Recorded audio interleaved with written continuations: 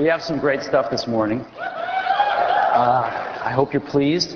It's going to be a long show, so I hope we keep you glued to your seats for a while. Okay, let's get started.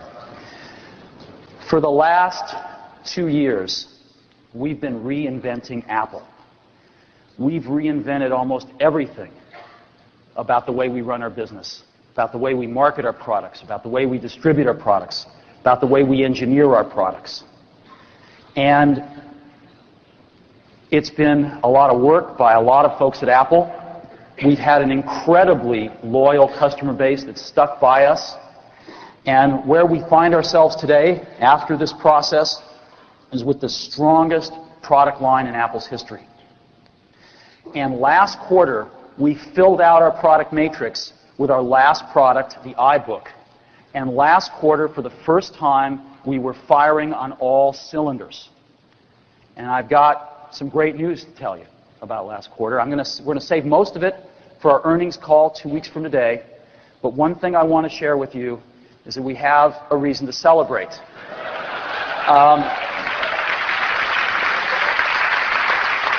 Because last quarter, we sold over 1,350,000 Macintoshes.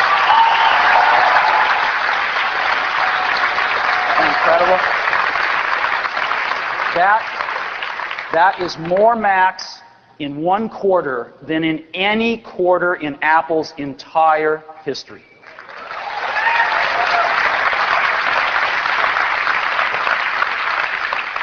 $1,350,000 is one Mac every 6 seconds of every minute, of every hour, of every day in the quarter. And a lot of people worked really hard in our operations team to make that happen, and in our engineering teams as well. So congratulations, everybody. I think the team did a great job. Thank you. And the greatest thanks go to the Mac community for really believing with us, sticking with us, believing in us, and buying these great new products. So thank you very, very much. So this is our product line today. I just want to review a few things about each product with you. Obviously, our Pro desktop is our Power Mac G4. It's the fastest Macintosh we've ever built. At its heart, it's got a G4 chip with a Velocity engine. The Velocity engine brings supercomputer performance right to the personal computer desktop, and it's incredible. We also have, of course, the incredible packaging where you can get to any part inside in a matter of a few seconds. There's nothing else like it on the market. And we recently started shipping our new Cinema display. This is our 22-inch LCD display that goes with the G4. It is the largest LCD display ever brought to market. It is the finest computer display in the world. And when you pair it up with the G4, we have got the hottest Pro desktop lineup on the planet. So that is our Power Mac G4. Portables. Our portables did fantastic last quarter. Last quarter, our two portables, our iBooks and our PowerBooks, garnered an 11% market share in the month of November, which is the latest data we have, the most recent data. An 11% share of the U.S. retail and mail-order market. That is that's larger than Apple's portable market share has been in years. And of course, the volume was led by the iBook.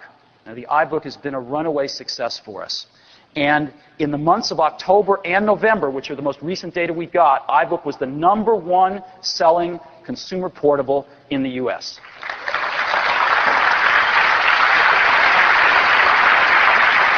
Now, we do a lot of market research to find out who's buying our products and why and what problems they may be having with them. So I've got some to share with you that's really interesting.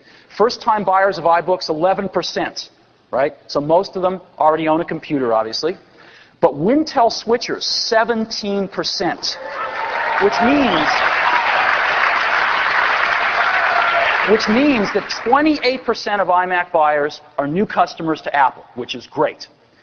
Now, first portable in the home, over half. So we really have built the first true consumer portable. No other portable has statistics like this. The first true consumer portable rather than yesterday's business portable warmed up for consumers. 16% have already installed Airport in the first few months of the life of the product. That's 1 out of every 6 iBook owners is already installed Airport. We're really happy about that. 90% of these folks are on the internet. Again, 1 out of 6 of them wirelessly. 90% on the internet, and 70% have already purchased goods and services over the internet. So we're extraordinarily pleased with these numbers, our first quarter of iBook sales that we have market research on. So iBook has been a huge success. We could not be happier with our portable product line right now. Which brings us to, of course, iMac. The new iMac started shipping last quarter, and these are incredible products. I am so proud of the team that engineered this product. It is phenomenally good. It is one of my favorites.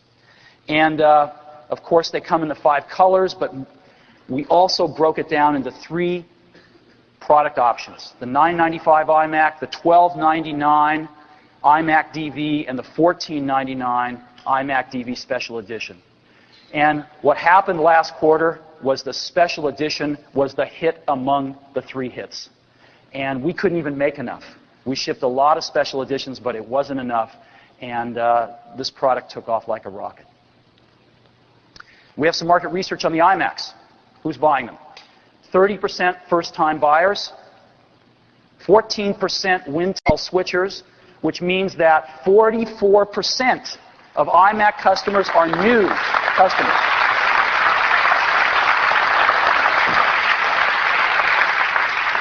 %93% on the internet. 93%. Phenomenal.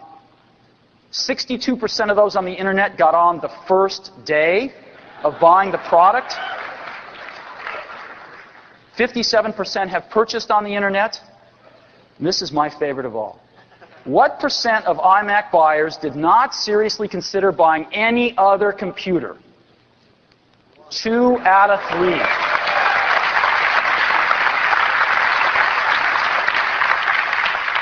So,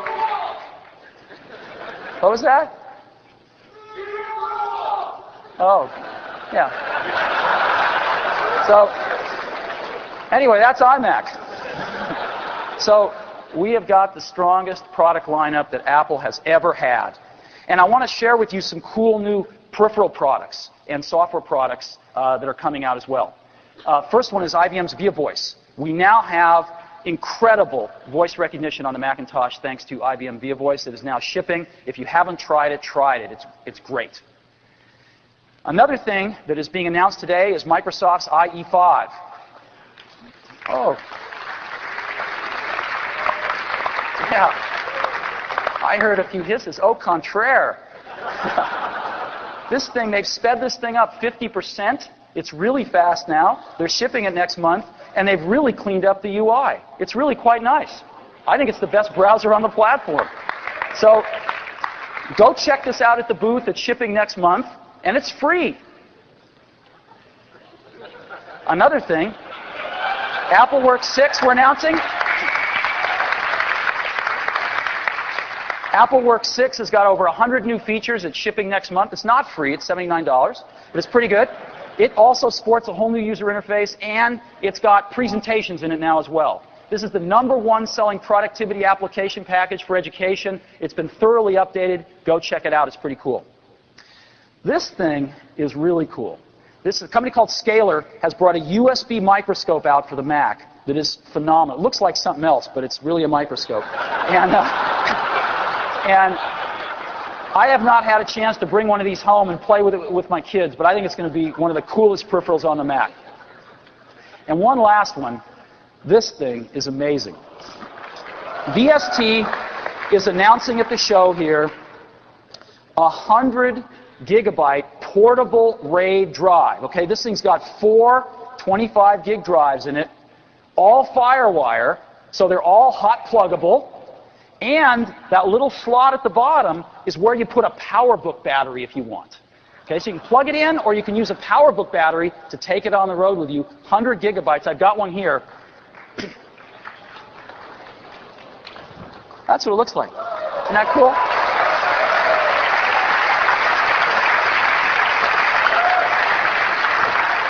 Whoops. All right. And on the back, all you've got is a switch and 2 FireWire jacks. Right? That's all you have to do is just pop a FireWire jack in, and you're off and running. One last product I brought along. This thing is a scanner from Canon, a brand new scanner. It's USB. The only jack on the back is a USB jack. It gets its power from the computer. You just take this up to any Mac, plug it into USB, and you're scanning. Very cool.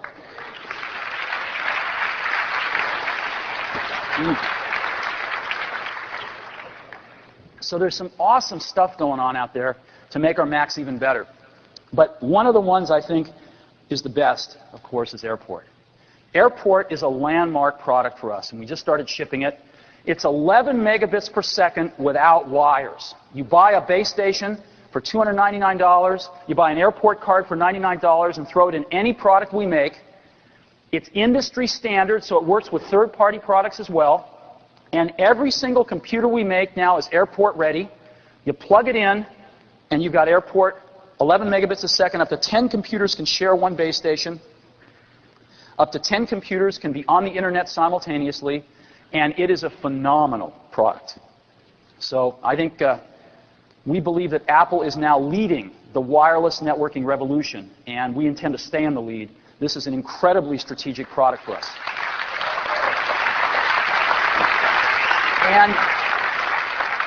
And next, something we rolled out last quarter with iMac, the new iMacs, is also incredibly strategic, and that is desktop movies. Now, desktop movies are possible because of the new iMacs, right?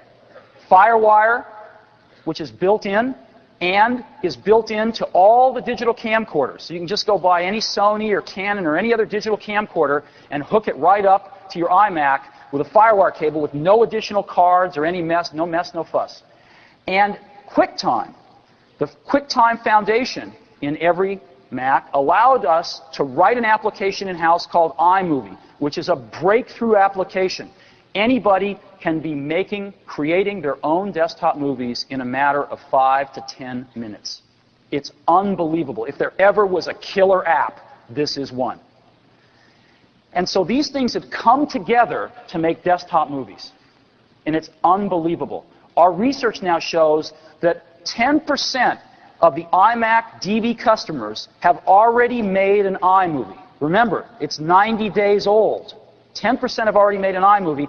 And if you factor in the number who say they're going to make an iMovie in the next few months, that number goes up to 1 in 3 iMac DV owners. So this is going to...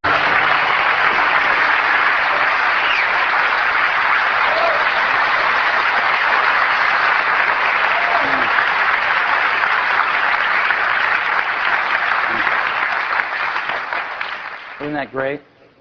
Anybody with kids understands why you need to get iMovie.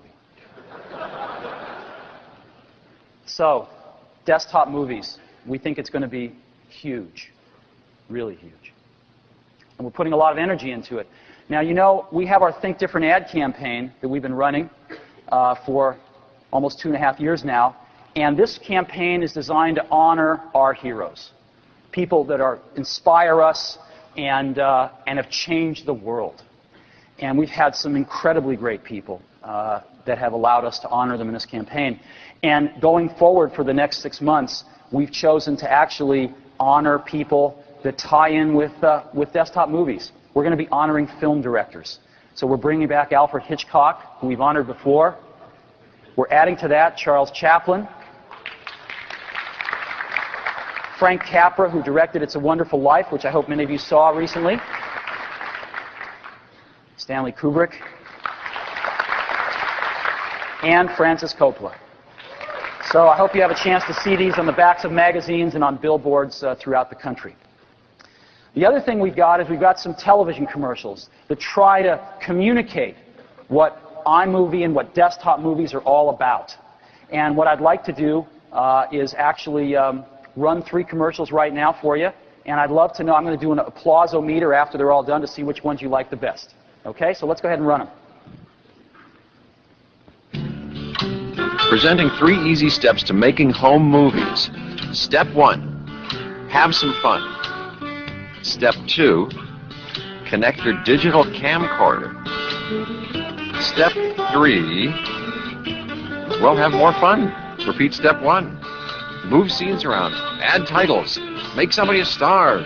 It's as easy as, well, using an iMac.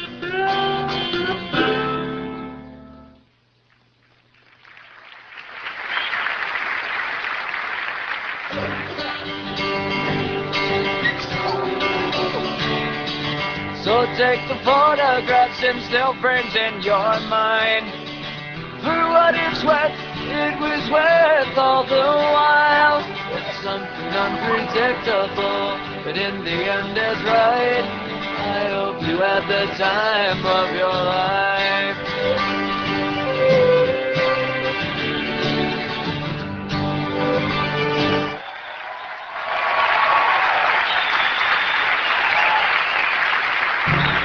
You already know the best actors, the best comedians, the best stunt people, and the best costume designers. Hey, maybe you should be a director. Desktop Movies, now premiering on an iMac near you.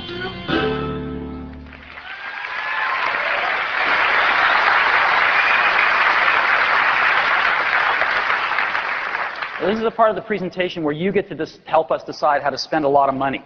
So you can vote for more than one. Applause-o-meter number 1, 3 steps. Okay. Number 2, seen as kids.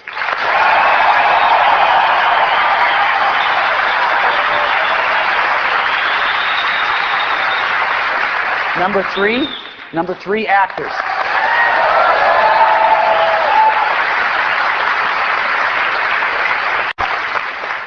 Very helpful, more than you know. Thank you very much. So, we have had the great opportunity with your support to reinvent Apple in the last 2 years. And we now have the strongest product line in the company's history. And so, with this incredible foundation, it is now time for us to move beyond just the box. We love making computers. We've got the most incredible product lineup for the next 18 months. But today, I'm going to talk about things where we are extending ourselves beyond just the box. And so, the first thing I get to do today is to unveil our internet strategy. Now, we've been thinking about this for a long time. As a matter of fact, we've been working at this really hard for the last 2 years. And we've already built up 4 key internet assets at Apple. And you already know what they are. And I'm going to run through them very briefly. The first is QuickTime. QuickTime has become huge for us. We announced QuickTime 4, our latest revision player with live internet streaming in May. Shipped it in May. We also introduced at that time QuickTime TV, which was broadcasters that were going to broadcast QuickTime streaming content 24 hours a day, some of them 7 days a week. And we got some great partners, people like CNN, people like Disney, people like Fox, HBO, ABC News, etc. Some fantastic broadcast partners. And what's happened is, since May, 7 months ago, over 25 million downloads of QuickTime 4. It's been huge. Now, how's it done in the marketplace? Well, Nielsen, one of the most respected market research firms, comes out with net ratings. And their latest, most recent data is for the month of November. Who used which media players in the month of November? Amazing data. The first was Real Networks with their Real player. They had a 53% market share. That's great. They're in number 1 position. Number 2, though, was QuickTime with a 33% share in the month of November. And that handily beat Microsoft's media player with only a 14% share.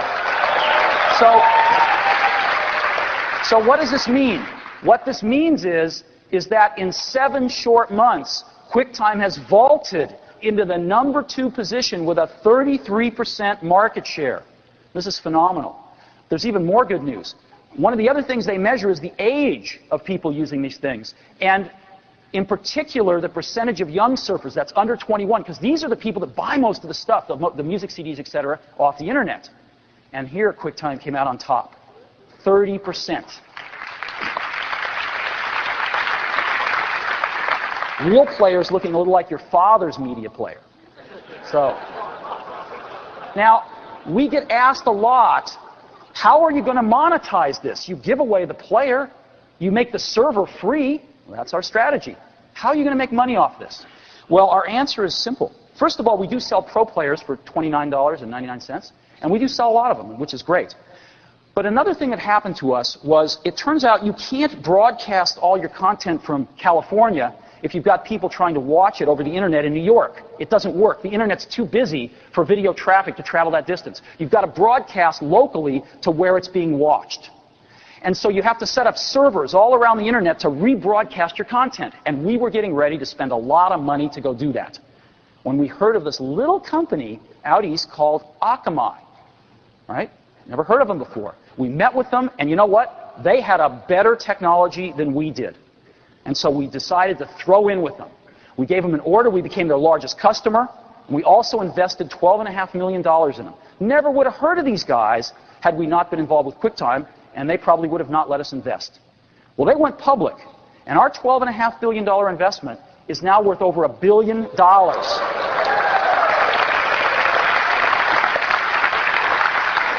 So far, we have made more profits off internet streaming than any other company in the world that we know of.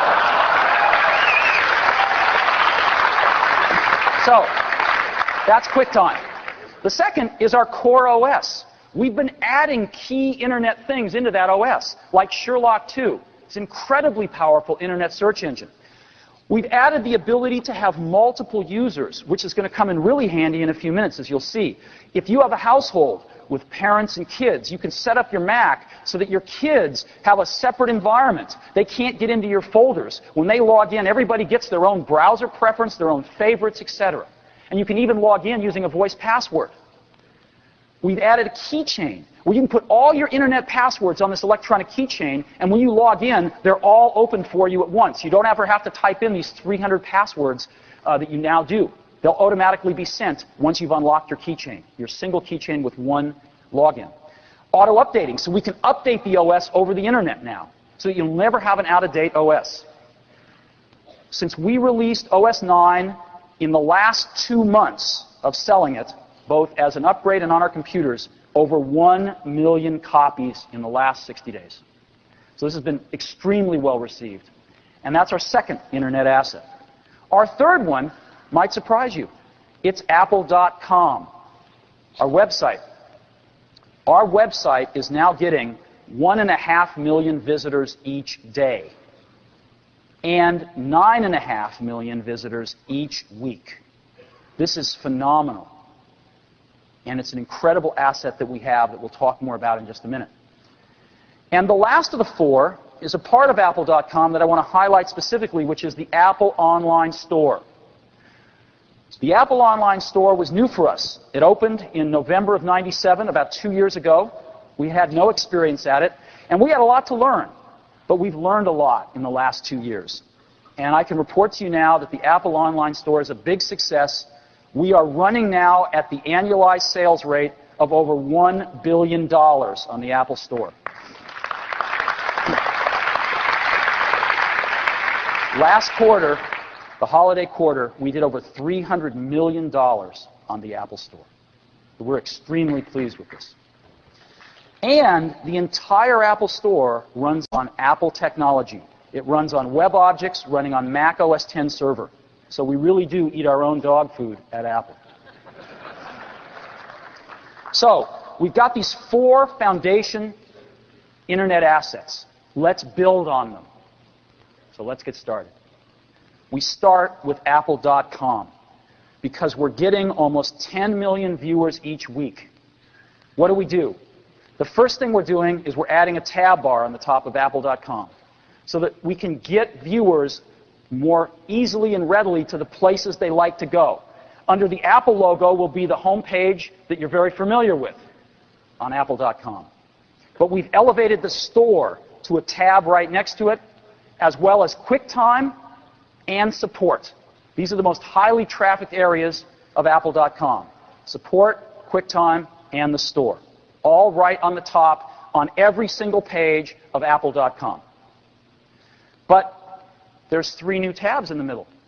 What are they? iReview, iTools, and iCards. Let's find out. iReview. Have you ever helped somebody get started in computing, maybe set up an iMac for them? They want to get on the internet. They find a way on the internet, but then they don't know where to go. Where can you point them that's going to tell them what's good? There's nowhere on the entire internet that's got great reviews of websites that you can trust. And that's what iReview is. It is quality website reviews and rankings by Apple. They're fantastic. We've got 250 reviews in today, 250 different websites. We'll have 1,000 by April, and we'll be continuing on that ramp. We're reviewing them and ranking them. And Mac users can append their own reviews to our reviews, so we can involve the community. We're going to do, for website reviews, what Amazon has done for CDs and books, in terms of being able to read great reviews, objective reviews, and then look at the user reviews. And you can look at our rankings, and we average all the user review rankings to give you an average user review ranking as well. Totally unique on the web. And we think it's going to be very hot. Not just for beginners, but actually for all of us, because we're all looking for websites in a category that we know nothing about. We need a trusted advisor. And that's what iReview, we hope, will be. The second big thing we're adding is iCards. What is iCards? It is the Apple of Internet greeting cards. Right? Greeting cards are one of the most popular things people do on the Internet. Now, what does the Apple of Internet greeting cards mean? Well, let's look at the other guys for a minute. This is taken right off the most popular greeting card site on the Internet. I won't name names. But, you know, they spared no expense. They used several colors. It's incredible. And here's another one. You know, may your new year be something. Here's a third. Happy New Year. Now, these things make me slightly embarrassed to be a human. We can do better than this. So what does it mean to be the Apple of Internet greeting card sites? Well, we have gone out and licensed some great artwork. And we have written some software. You can type in your messages. We anti-alias it. We put it next to the cards, and we send them. And we've got phenomenal stuff. Phenomenal stuff.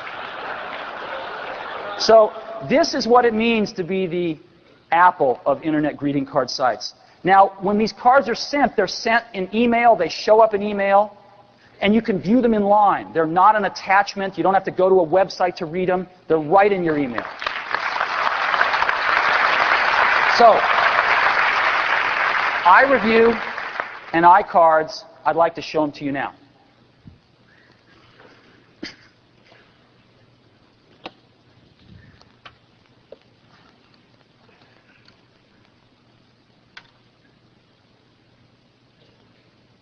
Here is the new Apple.com right here. And you can see the store right here. Here's QuickTime. Here's support. It's all right there. You can just, it's really fantastic. You know, back to the home page here. Look at all these subheads we've got. We've got hot news right here. Submenu. We've got hardware. Much easier to find things now, software, etc. So let me go to iReview. This is iReview. Boom. We've got 15 different categories that these reviews are in. We've got some featured reviews, and we have the most popular reviews, which is updated constantly, showing what our viewers are doing and which ones they're looking at. So let's go to movies. When you go into a category, you'll see all the reviews in that category, right? There they are. Just bump up the size a little bit. And you can see the stars. Here's a whole line of them here, right? Boom. And you can go to any one of these places if you want to. Let me go to a few others here, just to show you what the different sections look like. Each one has a theme. Right? Let me go to news here as an example. And again, there's 14 different reviews for different news sites. I love the New York Times. Let's go see what they've got here. So again, here's what a specific review looks like. Overall rating up there. Average member rating, you see right there. So they get 4 stars for an average member rating. I can bump this up a little bit here. You can read the review. And at the bottom, there are 2 buttons. Take me to the site and submit a review. So, and I can, by the way, I can sort these different reviews. Here's the member reviews, right? A bunch of different ones down here. And so let's go ahead and go to that site. Take a second. We're going to the New York Times site right now. So this is the New York Times for today. And here we are. You can see that. And we can actually review this site if we want to. So I can say review this site, and I get this. You know, is it a dud, ho-hum, good, very good? I think it's outstanding. I love the New York Times. You can write a summary. You can fill out a few other things, and you can just submit your review. Isn't that great? And when you're done, you can just return to other review. Very simple. Very, very simple. And again, you can go to any one of these categories. Here's another one, sports. All of these sites you can sort by rating or site name or the date they were submitted. You know. Let me go back. There's one more I want to show you here. Games is a great one. And just to show you that we don't love everything, you know, we do have some negative reviews in here. Here's one for Happy Puppy you can read. You know, Happy Puppy's long been a popular source for gaming information for both PC and console platforms, but frankly, its Mac section is worse than mediocre. And we're very blunt about these things. So, I know. It's so this is iReview. And there's nothing like it on the internet. It's open to anybody who wants to come to our site.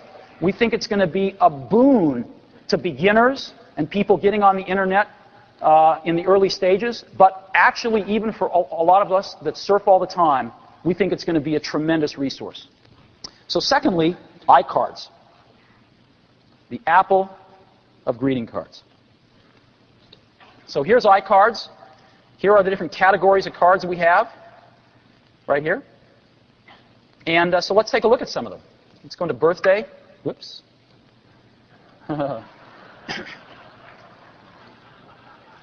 Oops, I didn't want to go there. All right, let's try this again. No. All right, have to sign in.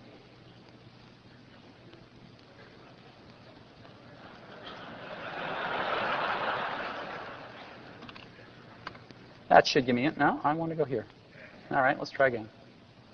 Eddie, just refresh? Okay.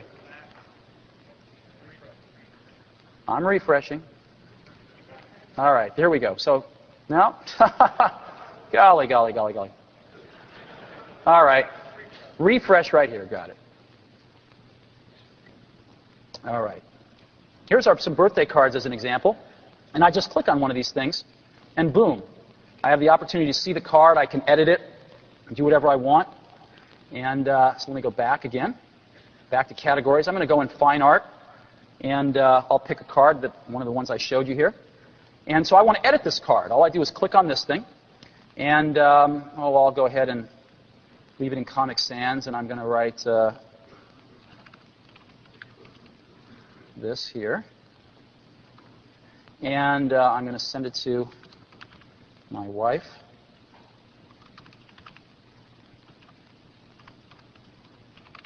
And then I'm going to go down, and I'm just going to preview the card. And there it is. Right?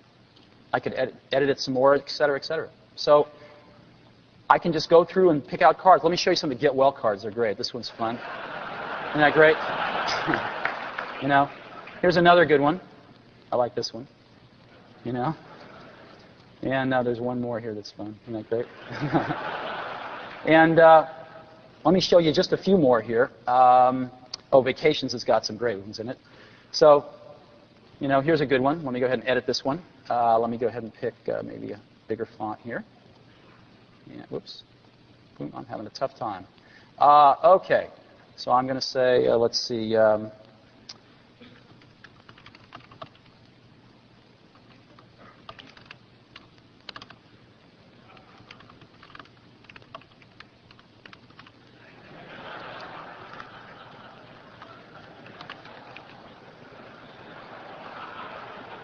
Okay, and I'll send this to Avi. And I have to put in Apple.com. Let's go ahead and preview it here. What? Give me a break. Oh. Well, you get the idea. Yeah. Woo! Few little bugs to work out. All right, just going to refresh this for the heck of it. And I just wanted to show you one more that was really fun here. We've got vacation cards for any place you'd like to go on the planet, the Great Wall, Moscow, the Taj Mahal, you name it. But I like Venice here, and I just wanted to edit this one. I thought this one was a great one.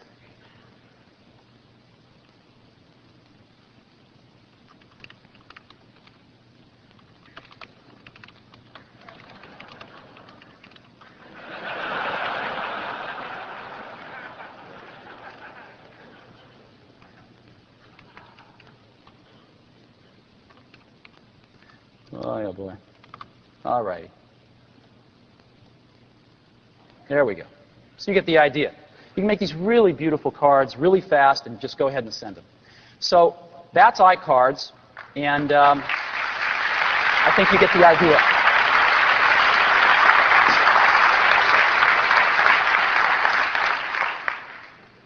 So we've got iReview, I think, going to be one of the great resources for not only the Mac community, but everybody on the web to find out about great websites.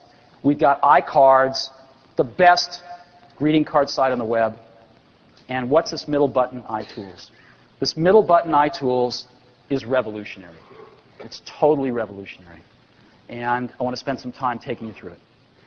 So on the internet, you've got users, you've got access, and you've got applications running on servers. And normally, what you do is you go to places like Yahoo for content, or Amazon for commerce, or eBay for services. A lot of people, though, are also coming to Apple.com, right? Almost 10 million visitors a week. And when they're coming, most of them are using Macintoshes, and they're running our operating systems. And we were looking at this, and we were staring at it and said, wait a minute. Wait a minute. Our software is on both ends of the internet in this situation. What does this mean? We realized that we could make both ends work together far more seamlessly than anyone has ever done before. And that our applications running on the server could take unfair advantage of the fact that we own the client OS. So we own one of only 2 high-volume client OSs in the whole wide world. Not everybody can do this. Why don't we do this? Because if we do that, we can do things far beyond what you can do with a simple browser. Far beyond what a browser can do. We can create an entirely new class of internet services called iTools. And that's what iTools is. It's a new class of internet services from Apple created exclusively for Macintosh users. So, let's take a look at what it is. Let's take a look at what it is. It's only possible if you own a high-volume client OS again, which we do, and all of this is based on OS 9. OS 9's got the technology we need to make this a reality. So, today we're going to introduce our first 4 iTools. And the first is called KidSafe. KidSafe is a breakthrough way to protecting our kids on the internet. This is one of our biggest problems on the internet, and I think we've solved it with KidSafe. Now, today's solution is filtering. And filtering's approach is to specify what you can't see, specify what the kids can't see. And here's how it works. Imagine that the white circle is all the sites on the internet, and the black circle is what the filtering is trying to filter out. Unfortunately, the internet is growing so fast that the filtering can't keep up with it. And so there's a whole bunch of bad sites that are not filtered out at any moment in time. And we've all come to realize that filtering is a bankrupt strategy. It doesn't work to protect our kids. Right? You've all heard about whitehouse.com, right? You type in whitehouse.gov and you get the White House, but any kid walking up would type in whitehouse.com and it's a porn site. Now, the filtering didn't catch that for months. Right? So, this strategy just doesn't work. KidSafe is an entirely new approach. What KidSafe says is, let's specify what they can see, rather than try to specify what they can't. Let's only let them go to sites that we know are safe. And we've got now a database of over 50,000 approved safe websites that are great for kids to go to. And all of these sites have been approved by certified teachers and librarians throughout this country and in Canada. And so, normally, when you want to go to a website, xyz.com, you just type it in, and your operating system and browser take you right there. But if you go to iTools, one of the things that iTools does is it downloads an Apple KidSafe module into OS 9, right into the operating system. And so when you want to go to xyz.com or any other destination on the internet, that module first checks with our database running on Apple's internet servers to find out if that site is in our database. That server communicates back with the KidSafe module in OS 9, and if it's safe, it then takes you there. A totally different approach than has been used before. And if the site isn't safe, this is what you get. Right? This is what you get. The website you are trying to access is not available to you. Now, we have over 50,000 websites in the database today that are all safe, all approved. We're adding 10,000 per month. And again, every single site is approved by certified teachers and librarians. KidSafe can also disable chat rooms, email, downloads, and other things that can be dangerous for kids at parental discretion. And it works with Mac OS 9's multi-user features. Now, why is this important? Well, I may not want KidSafe turned on when I'm on my system, but I want it turned on for my kids. And so KidSafe works seamlessly. When you set Mac OS 9 up to have multiple users, you can set it up so your kids have KidSafe turned on. And when they log in, there's nothing they can do to turn it off. So we think KidSafe is a breakthrough approach to protecting our kids on the internet. That's our first iTool.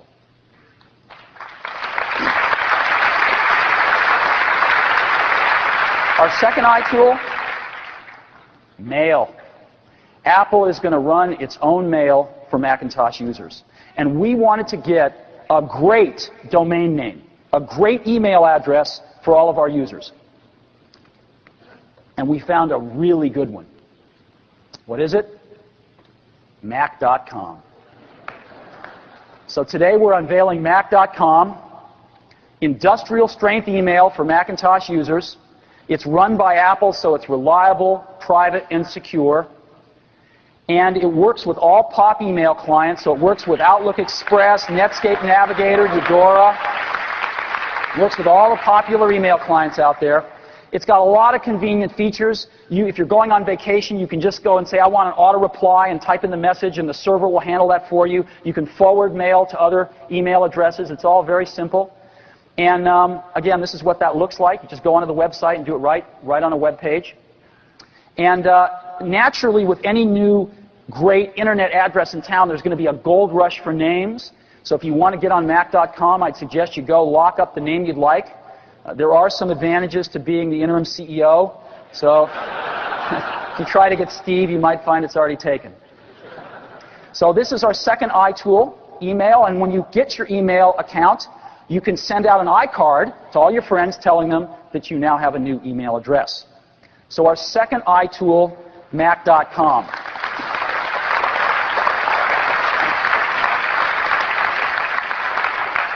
Our third iTool, in many ways, is the most profound, and it's called iDisk. What is iDisk? iDisk is your personal 20 megabytes of internet storage hosted securely on Apple's internet servers. So we're going to give everybody 20 megabytes of storage hosted on our servers. But the most remarkable part is how easy it is to use. iDisk is an entirely new way of sharing and transferring and storing files over the internet. And it's so incredibly easy to use. You go to iTools, go into iDisk, you hit a button, and iDisk will magically put its icon right on your Mac desktop. And then you just double-click on it like any disk drive. It opens up into a window with folders in it. And anything you drag and drop into those folders is automatically transferred over the internet to our internet servers.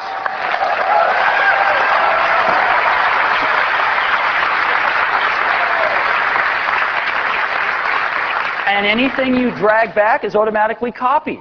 It's incredible. And so, as an example, again, you get this downloaded onto your desktop, just drag and drop, and you're dragging and dropping things off of our internet server, all over the internet, all really simple. So what does this mean? It means when you're at work, you can go to iTools, click a button, get an iDisk on your Mac's desktop, drag some work into it, shut down your Mac, go home, go into iTools from your home system, click the button, get an iTools disk on your home desktop, drag some stuff out, and you just move some stuff from work to home. Move it back to work tomorrow. School to home to school.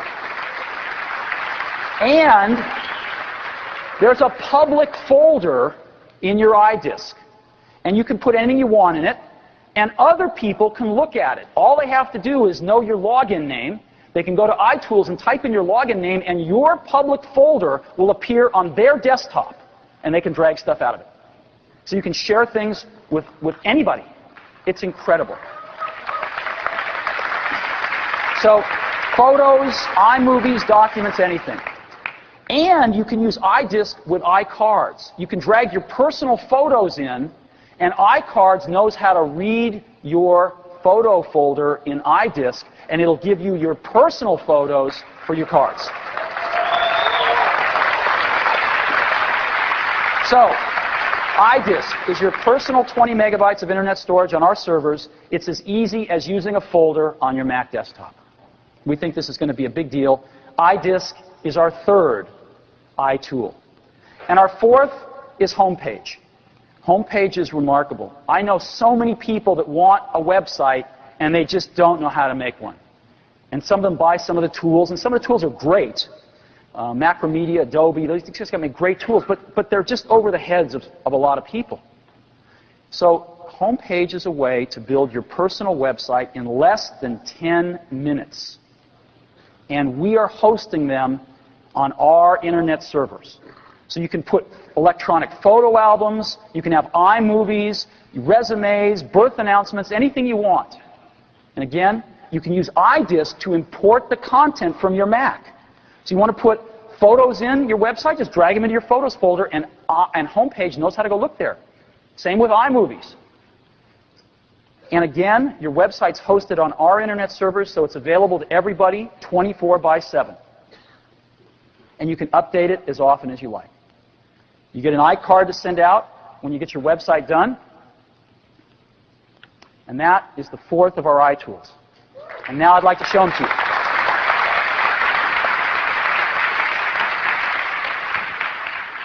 I know we're having some trouble with the system, so excuse me in advance if it continues.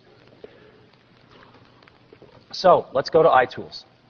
This is what you see when you go to iTools. Again, these tabs are on the top of every page all throughout apple.com. So it's so easy to get to this stuff. So the first thing I want to do is show you what happens when you go to KidSafe. When you go in there, you get something like this. It says, "Welcome to KidSafe." Goes through the steps to download it and turn it on. I've already got it turned on, so I'm just going to, if you turn it on and one of your kids goes there, this is what they get. Editing KidSafe settings requires you to be logged in to this Macintosh as the owner. And you're not. So, oops. So, that's KidSafe. Now let me go ahead and try to go somewhere. Why don't I try to go to, first of all, www.whitehouse.com, and Really? Let's try refreshing this. Oh, yeah. I can't go to com. I can go, whoops, www. I can go to gov. I hope. There it is. Boom. It's afternoon. So I can go to Time Magazine.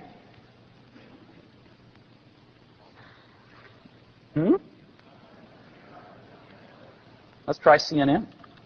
I should be able to go to Time. I can go to CNN, right?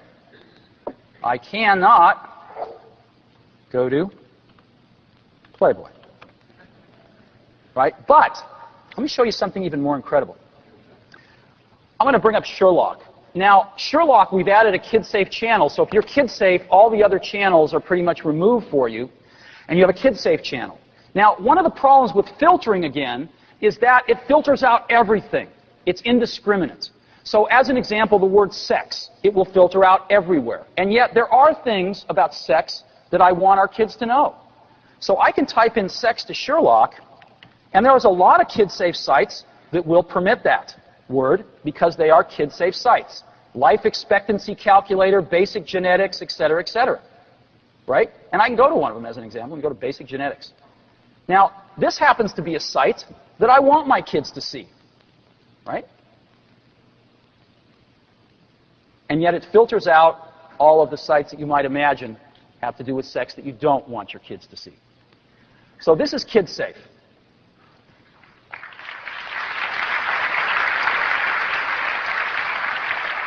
Mac.com. This is Mac.com. Again, we can forward email. We can set an auto-reply right from the server if we want to set an auto-reply message here. Very easy to do. You don't have to futz around with your client. Really great email service. Now let me go show you iDisk. This is iDisk. I think it's really revolutionary. And all you have to do is this. You just go here and say, open my iDisk. Wait a second or two, and there it is. The iDisk just popped up on my desk right there. And let me go ahead and open it up. And here's my folders. Documents, pictures, movies, public, and sites. Right? And I can go into pictures if I want. And there's nothing there. I happen to have some pictures, some holiday pictures. Let me just go ahead and drag them in. And I just literally drag them in and drop them. And it's going to copy them in there. It's actually copying them over the internet right now to our internet servers. And it's just like copying files from any folder in a Mac to another folder in a Mac. It's very, very simple.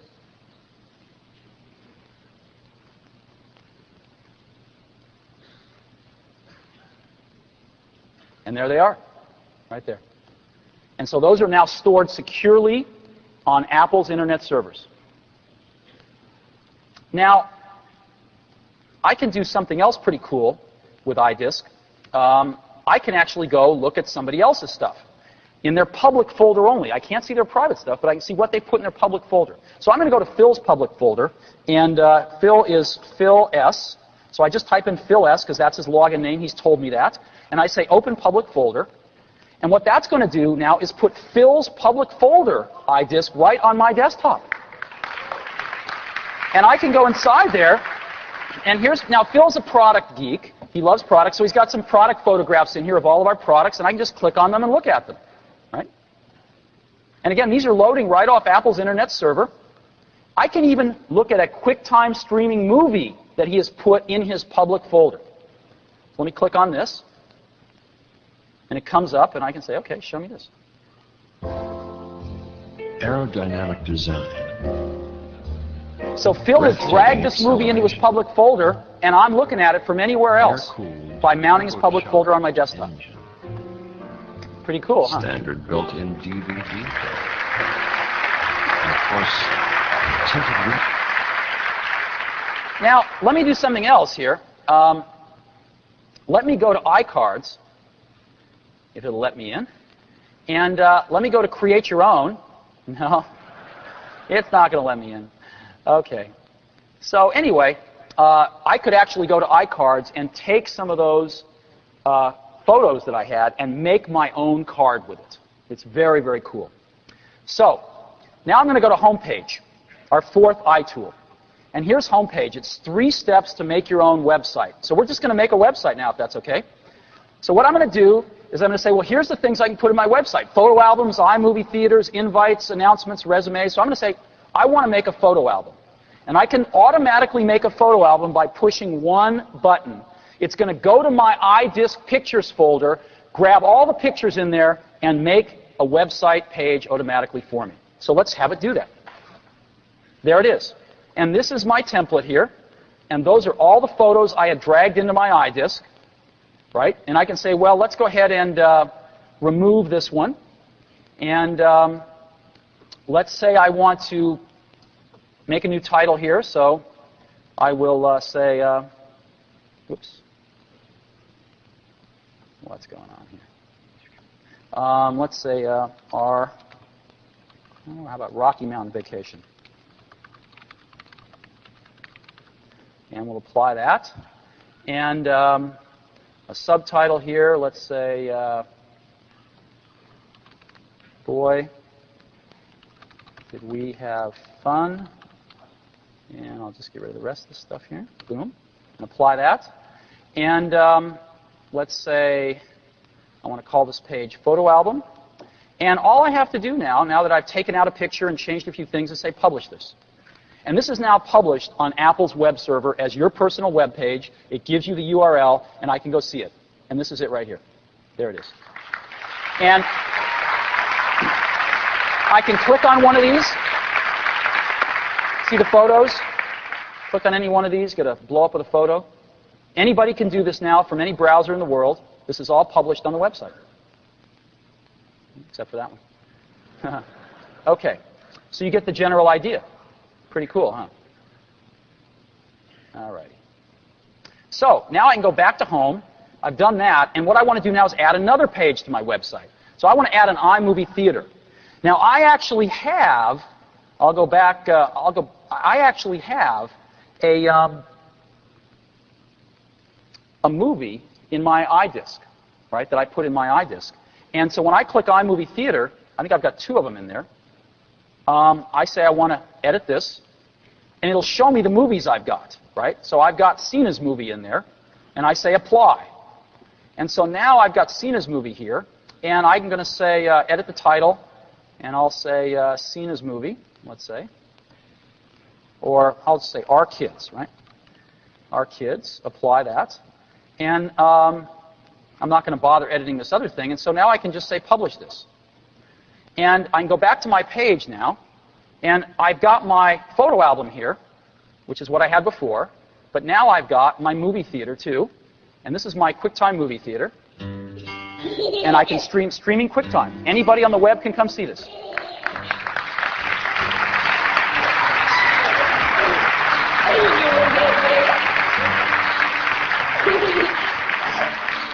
Isn't this cool? And you can go back and edit this as much as you want, anytime. So we think this is going to be a really, really big deal. And we're really thrilled about it. So that's Homepage Builder, iDisk, KidSafe, and Mac.com.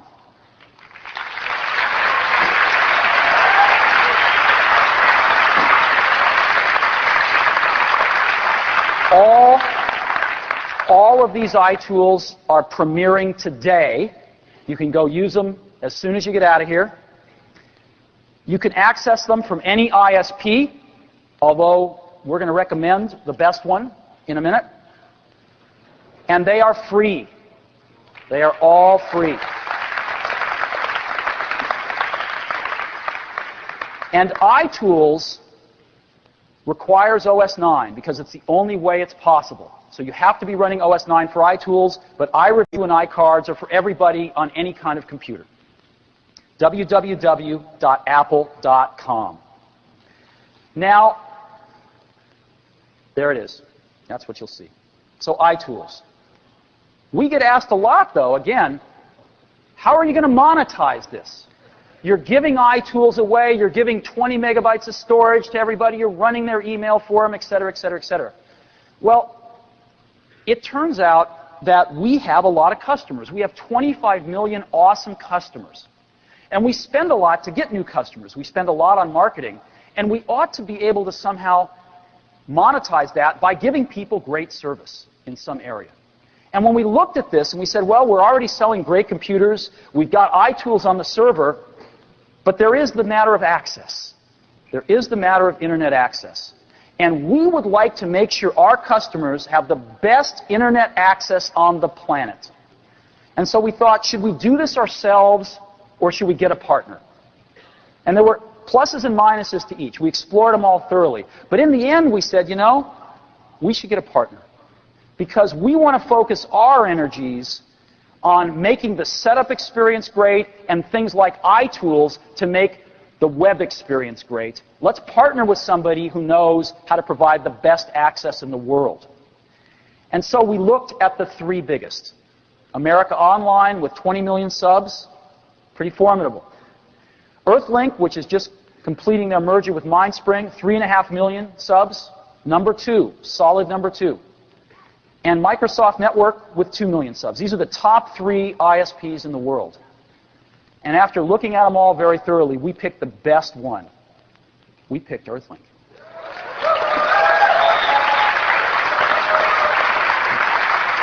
We've had the opportunity, we've been working with Earthlink for over 2 years now, and these guys are great because they are passionate about providing the best ISP service in the world to Mac customers.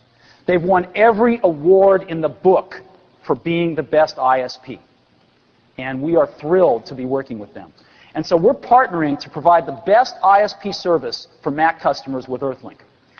Earthlink is going to bring the best access, the best support, all the infrastructure like billing. We're bringing email from iTools and all the rest of the iTools and the start page that we're going to work together on. And this is a multi-year deal for Earthlink to be Apple's ISP partner. They're going to be the default ISP on every computer we ship out, and we are going to be working together with them to make the experience of using a Mac and internet access seamless, way beyond anything else out there. And Apple profits from every new Earthlink Mac customer. So if you want to help Apple, switch your ISP account to Earthlink. And we will, in turn, take those funds and invest them in even more R&D to make great products for you. So, another part of this is we have decided to make a major investment in Earthlink. The more we study these guys, the more we decided we're really going to be very strategic partners with them, and they are way undervalued. And so we want to own a piece of Earthlink for strategic and financial reasons. And so Apple is announcing today that we're going to invest $200 million in Earthlink.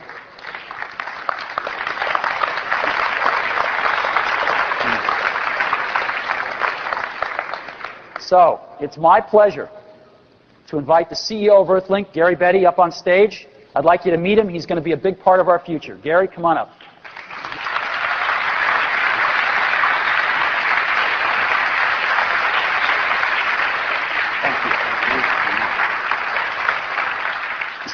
Wow, what a show. Steve, that's quite a demonstration. We are very excited about this relationship with Apple.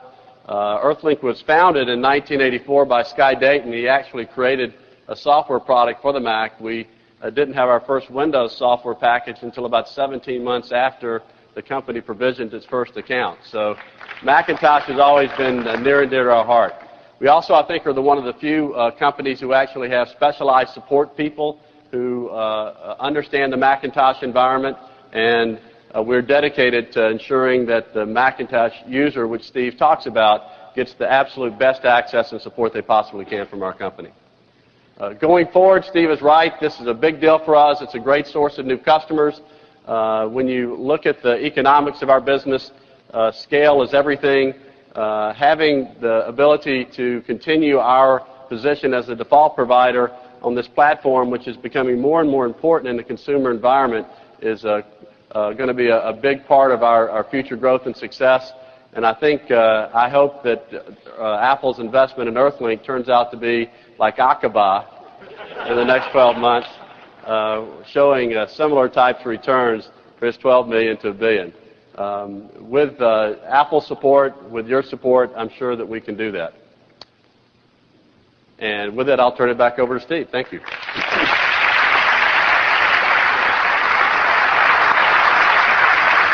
So, we're going to be doing a lot of great stuff together, and we're very excited about this. So, again, Apple profits from every new Earthlink Mac customer. Tell your friends. And because of this, we believe Apple will be one of the 10 most profitable internet companies in the next few years. We're pretty excited about this, and it's a way for us to monetize the fact that we put all of this engineering into making getting on the internet so easy, so we can again take that money and plow it into making even better products for everybody. So that's clearly we are moving to extend ourselves beyond the box. With our 4 foundation products, or foundation internet assets, leveraging off Apple.com with almost 10 million viewers a week, adding a much better way to navigate, bringing the store up to the top level, QuickTime and support up to the top level, adding 3 major new areas, iReview, iTools, and iCards. iReview, the finest place to go find out where to go on the internet.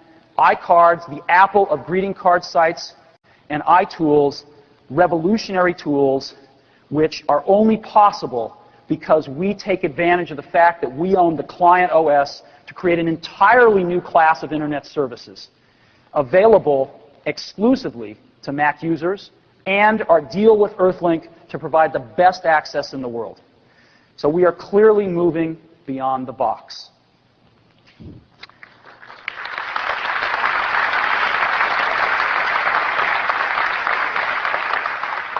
But we're not done yet, because it's my pleasure today to announce Mac OS X.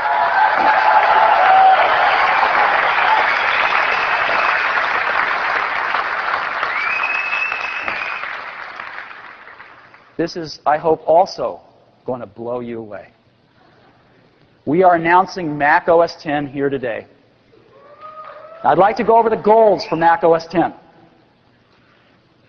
First, we are going to have a single OS strategy at Apple. We're not going to have a dual or a triple or a quadruple OS strategy like some others. We're going to have one OS. And that's very important to us. The second is the Mac OS needs state-of-the-art plumbing. We need the best operating system kernel technology, the best internet networking in the world. Right? We need the best plumbing of any operating system out there. Third, we need killer graphics. Almost every app depends on graphics, whether it's design and publishing apps for our pro customers down to things that we use every day. We need killer graphics in this system. And we need to design it for the internet from the start. We need to design it in a way that most users who are always plugged into the internet get full benefits. We need to design it in such a way that we use internet standards throughout, and we've done that. And we need a gentle migration, because we have 25 million users using our current generation operating systems. So these were the goals for Mac OS X. But to sum it up, it was make the next great personal computer operating system. Now, there's going to be a 12-month rollout of Mac OS X. You can't do these things overnight. It's going to be a 12-month rollout. So we are announcing it today, January 2000. Our developers have already had a few betas of the software. They're going to get another pre-release of the software at the end of this month. The final beta will go out to developers this spring. Mac OS X will be on sale as a software product starting this summer, and we will be preloading it on all machines a year from now. So that is our rollout strategy.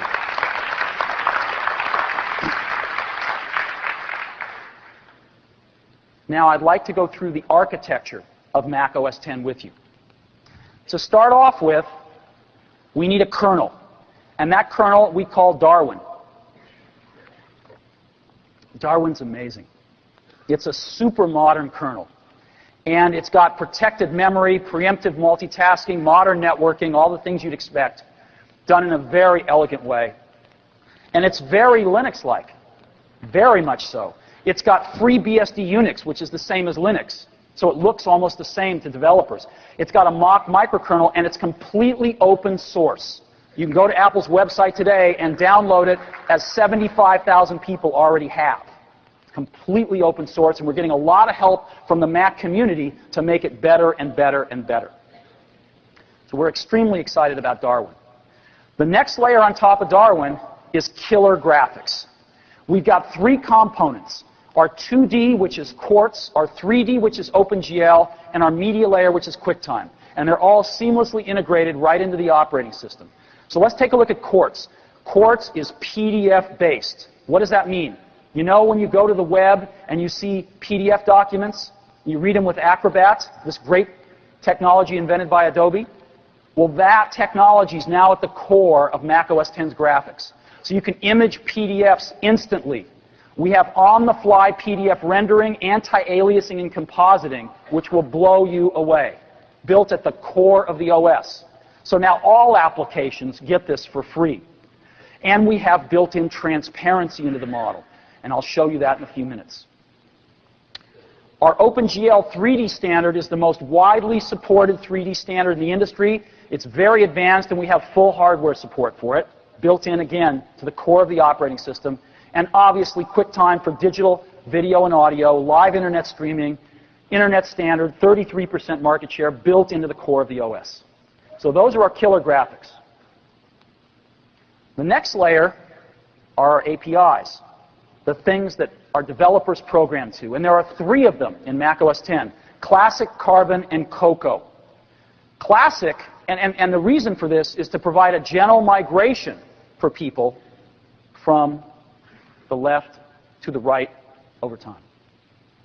Mac OS 9. Classic runs Mac OS 9 apps as is, without modification.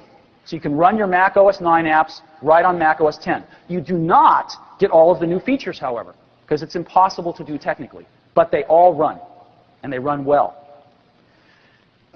Carbonized apps get the new features. Now, what's a carbonized app? It's something that takes a developer a few months, 1 to 3 months, to carbonize their app to get it ready for OS X, and all of a sudden it springs to life with all of the new features of OS X. And the third API is Cocoa. It's completely different. It's fully object-oriented. You can write applications in Java or other object-oriented languages and get all of those benefits. So developers can choose any one of these they want. They can run the existing apps in Classic. They can spend a very short amount of time carbonizing their app to get all the new features, which we think everybody will. Or for new applications, they can write them in Cocoa and get all of the benefits of Apple's incredibly advanced object-oriented technology. So that is the API layer. So this is the architecture. Except there's one more thing. The one more thing is we have been secretly, for the last 18 months, designing a completely new user interface. And that new user interface builds on Apple's legacy and carries it into the next century. And we call that new user interface Aqua, because it's liquid. One of the design goals was when you saw it, you wanted to lick it. And so we call it Aqua, and this is the architecture for Mac OS X. And we are incredibly, incredibly excited and pleased with how this has turned out. Now, when we talk about user interfaces, let me show you. This is it. No.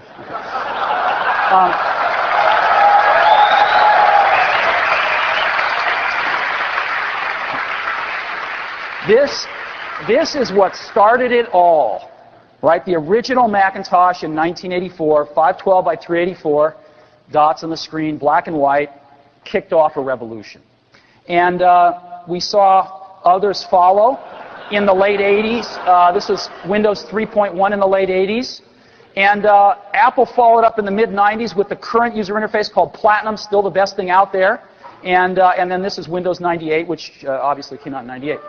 So these are the user interfaces out there. They're all credible. They all work. How do we take this to the next level? Well, let me show you a few slides on Aqua, and then I'd like to demonstrate it for you. So this, you get a little feeling for what Aqua may be like. So I'd like to just start off, when you design a new user interface, you have to start off humbly. You have to start off saying, what are the simplest elements in it? What does a button look like? And you spend months working on a button. That's a button in Aqua. This is what radio buttons look like. Simple things. This is what checkboxes look like. This is what pop-up lists look like. Again, you're starting to get the feel of this, a little different. This is what sliders can look like, right? Now let me show you Windows. This is what the top of Windows look like. These three buttons look like a traffic signal, don't they? Red means close the window, yellow means minimize the window, and green means maximize the window. Pretty simple. And tremendous fit and finish in this operating system. When you roll over these things, you get those. You see them? And when you are no longer the key window, they go transparent. Right? So a lot of fit and finish in this. In addition to the fit and finish, we paid a lot of attention to dynamics. Not only how do things look, but how do they move? How do they behave? And our goal in this user interface was twofold. One, we wanted to give a much more powerful user interface to our pro customers. But two, at the very same time, we wanted to make this the dream user interface for somebody who's never even touched a computer before. And that's really hard to do. It's like when we do films at Pixar. It's really easy. It's a lot easier to make a film that appeals to 5-year-olds and under.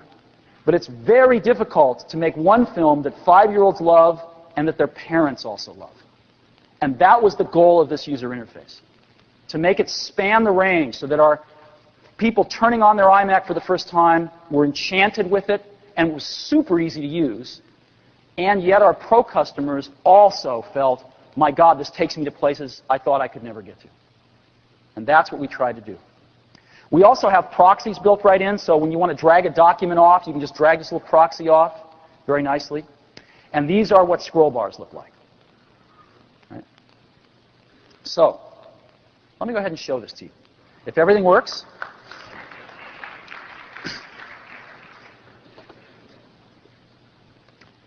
this is, very few people have seen this until today. We've kept this very secret, and it's my pleasure to show it to you now. So, let me first show you what a control panel looks like, just some controls. So I'll just open one of these preferences control panels. This is sound. Again, you can see what sliders look like here. Pop-up lists, checkboxes, radio buttons, checkboxes. Now, one of the things we didn't want to do was to put a big black circle around the button that gets activated when you hit return. So what did we do? We're using the fact that, we have a gigaflop sitting here. Maybe we can do something with it. And so very gently, we just dim and brighten the button to say, hey, this is the one that's going to get activated if you hit return, and clean up the user interface. Let me just show you another one here real quick. Another preference panel. And so we think these look a little bit better than the current system does here. Same sort of thing, right? Very, very simple. So those are some panels. Now I'd like to show you some windows. This is a window here. And notice when I drag the windows around, it drags the contents around. It also does that on resizing. You notice this? Kind of nice. And you see the scroll bars here. Again, proportional scroll bars. You see what happens when they move. They come and go as necessary. And you can see our three buttons at the top here, right? So put the window away, etc. And you'll also notice, let me bring up another one here.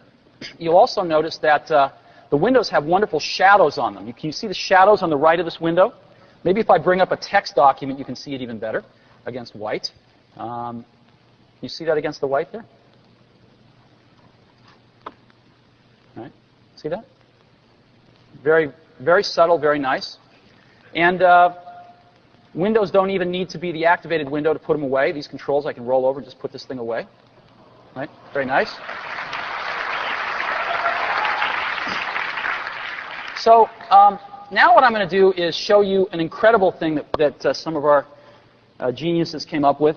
You know, in Mac OS, we'll touch upon this a lot, Mac OS generates a ton of windows, and you get to be the janitor and clean them all up. And one of the most annoying is panels, right? Like a save panel. So you go to save, and a save panel comes up. Now, a lot of times it's modal, so you can't do anything else in the machine, even on another app. That's ridiculous.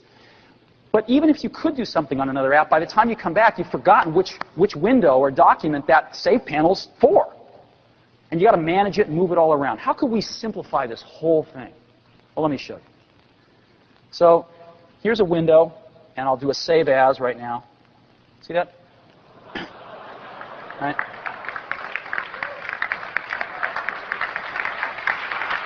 Simple.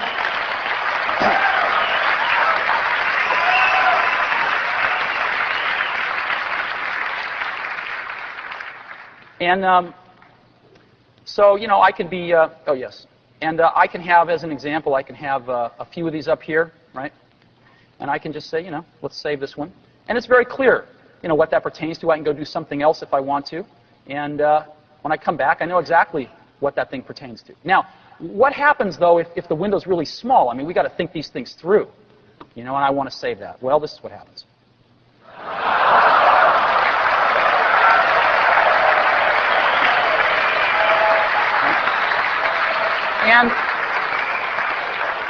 And what happens now? What happens if this thing's up against the side and I hit save as? Well, that's what happens. Just puts it back when you're done. Now, let me show you something else that's cool. You'll notice that the save panel looks a little different than you've seen before. It actually is very simple. You might be able to understand it. And so you could type something in here, and you have this pop-up list which has your favorite places, which you get to manage what's in there, and your recent places you save stuff. And so most of the time, 99% of the time, when you want to save something, you just pick somewhere like Documents and go save. Pretty simple, huh? But if a place that you want to save something isn't there, you just hit this button, and you get a full browser here. And so if you know your network, you can just go around your network, you know, pick wherever you want. All right? Boom, boom. Wherever you'd like to save it, or just hide that. Very, very simple. Very, very simple. Make sense? Right.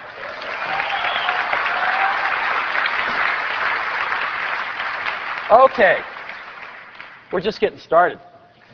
Now, menus, we thought a lot about menus, and what we came to the conclusion was that Mac's menus are the best menus in the world. There's nothing better. They work great. There's 25 million people that know how to use them, and they're wonderful. So let's just do a great implementation of pull-down menus. You'll see that they actually fade out like this. Very nice. But you'll also notice that they're actually semi-transparent, too, except for the text. Isn't that cool? Let me just give you another example of that. See that? Pretty cool, huh? So, what else do I want to show you on menus? That's pretty much it for menus. So now what I'd like to do is go into a topic that I think a lot of the developers were worried about, which is the Finder. Were we going to make a radically new Finder? The answer to that is yes and no. The Mac Finder was a brilliant invention and is a great way to store documents. And nobody's invented anything better. But we can do a better implementation of it that does a lot more for you. So let me show you the new Finder. It's completely new, and yet I think you'll recognize it. This is the new Macintosh Finder. Now, it works just like your old Finder if you want it to. Now again, the old Finder, when I clicked on things, it spawns windows, right? So here I am, clicking on things, getting a lot of windows, and I get to be the janitor. Well, if you want to be the janitor, you can be, and clean up all these windows. But the default way it works is to just do that for you. And every time I click, it just takes me somewhere, Just replaces the window with the place I want to go. And if I want to get back, there's this pop-up list right here. It shows me everywhere I've been. I can go anywhere back there. Boom, I'm back to the computer. Or I have something that's also very easy. I have a back button, just like on a browser, that takes me back to the last place I was. Very simple.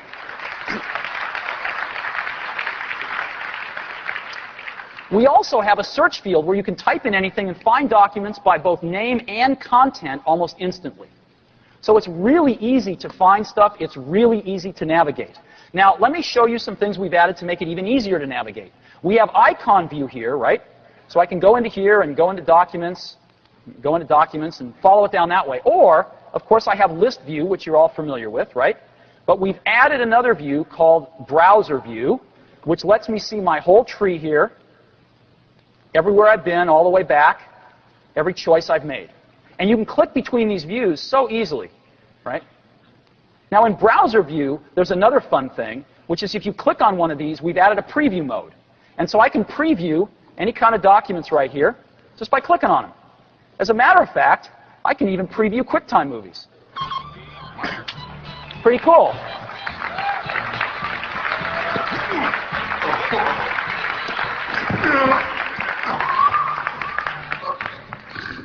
I love these outtakes. So, we have all sorts of different ways to view your files at a click of a button right here up on the Finder. You can just pick whichever one you want, change it as often as you like. Now, in addition to this, we've added some buttons here. And these buttons are shortcuts. They're shortcuts to the places that you go all the time. And so we have one called Computer. Boom. It takes you to your computer. You can see your disk drives. You can see the network if you want to. Go on the network. Whatever you want to do. We have another one called Home. Well, what's that about? Well, if you're the only user on your computer, your home is just going to be on your computer right there next to the hard disk. But if you set up your computer on a network or set it up even at home or in a classroom to be multi-user that we talked about, like Mac OS 9 does, everybody will have their own home. And this takes you to your home, whether it's on your local hard disk, somewhere down the tree, or even in another building on a file server. It'll just take you right to your home. This button here takes you right to your apps. You ever have trouble finding your apps? Boom, there they are. This button takes you to all your documents. And again, you can have folders in here and organize this however you want, make the hierarchy however deep you want. You know, it's up to you. But one button takes you to the top level of your documents. Favorites, this is your favorite places to go. Now remember, on the Save panel, when I popped up that list and it showed me my favorite places to go, the way I set that is by dragging things into this Favorites folder. And every time I have an Open or Save panel, it just reads this folder and shows me those places in that pop-up list. It's as easy as changing my favorites. It's as easy as dragging in and out folders from this one place. And if I'm in a multi-user system at home or in a classroom or on a network, and I want to see the other people on the network, I just push people, and if I have permission, I just click on one of these, and I go right to, like, in this case, Avi's home directory if I have permission. So I can find people very, very easily and get to their home directories to share stuff. So computer, home, apps, docs, favorites, people. Pretty cool, huh? And this is the new Mac Finder. It offers far greater power to professional users, such as things like the browser and inline viewing. And yet, for the beginner, having these buttons up here, taking them to places that are so easy to find things, it is far easier to use than the current Finder on the Macintosh. And we think now sets the new standard for excellence on personal computers. So,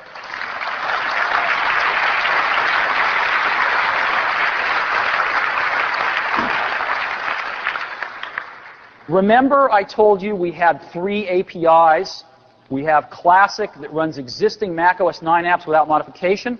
We have Carbon, which allows the developers to tune up their Mac apps really fast and get all the features of 10. And then we have our very advanced object-oriented APIs, Cocoa, which lets you write apps in 1/10 of the time.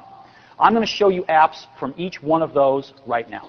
So first, let's begin with a Classic app. So I just go to my Docs folder, and I've got one here. I've got an Excel spreadsheet. I just click on it. Launches Excel, and there's Excel. You know, I just go change something. You can see the pie chart change here. Boom. And there's Excel running. just like normal. Launches, do you see the launch time on this? Really fast. It's really, really nice. So that is Excel. And as you see, you don't get all the nice bennies, right? Here's the Save panel, or the Quit panel with Excel, and it looks like Mac OS 9. So it does not inherit the new user interface. Now, the next thing I would like to show you is an app that's running in Carbon. And this app is really interesting. The company that authored this app has never seen this incarnation of Mac OS 10. They've never seen the new user interface. And what I'm going to show you is an app that has been carbonized and runs on 9 when you recompile it and run it on 10 with literally no changes to the code to take advantage of the new features. And that app I'm going to show you is Internet Explorer 5. We've been working with Microsoft to help them carbonize their app. We got a copy of it, and let me run it. Here it comes. This is Internet Explorer 5, what you just saw on the slide that runs on 9. And again, it's inheriting all of the benefits of 10 in terms of its new scroll bars, its new window bars, all of its behaviors, its shadowing, et cetera, et cetera. And they can now go back in here inside their app and take whatever advantage they want of our new control elements and otherwise in a very short period of time. So here's Internet Explorer, a carbonized app running just perfectly on 10. So here's Apple. Let me go to, here's the Time site. Let's go see what's in Time magazine. I can just go to Amazon here if I want to. And it's all working great. And again, Microsoft, today is the first day that Microsoft's even seen this user interface. We wanted to do a test to see if the code would just work. And it does. Okay. So,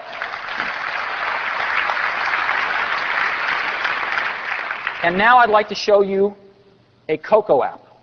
We think, what's the most used application on the internet? It's not a browser, it's email. And we want to take more responsibility for providing a great email client for those Mac users that want to take advantage of it. So Mac OS 10 comes with a built-in email client that we think is the best in the world. And it supports full POP and full IMAP, for those of you that know what that is. And you can just click on messages. You see the contents. We have full inline graphics. So these things were sent as attachments, but they just image inline. There we go. Again, that was an attachment. Just images them right in line automatically. I've gotten a bunch of holiday cards here from Apple. And again, real-time resizing, real-time repartitioning. And I can get new mail here. I'll show you something cool.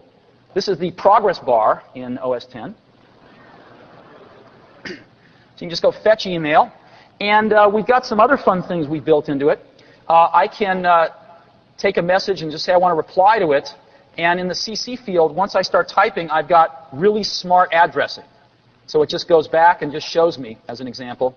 And each time I type, right, I type Avi, boom, I get it, boom, I'm done. Really smart addressing built into this thing. And let me go ahead and show you another cool thing we built in. Yes, please close this. We built in system-wide a whole new font panel. And so I can select this and bring up our font panel. And in the font panel, we've got a few new things. First of all, of course, we have the ability to change fonts. Let me make a much bigger size so you can see it here. And I can just change fonts, and it all images beautifully. And by the way, you'll notice that all the text is fully anti-aliased, so it looks really gorgeous, all on the fly. Right?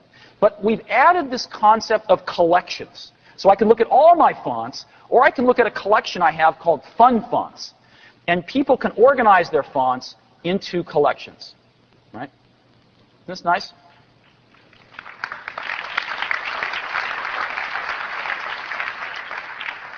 And it's very easy to manage all those things. In addition, I've got this little button on the bottom now called Buy Fonts. And when I hit that button, it takes me to a website where you can buy fonts online and have them automatically downloaded into your computer. So if you ever want to buy more fonts, it's going to be really easy.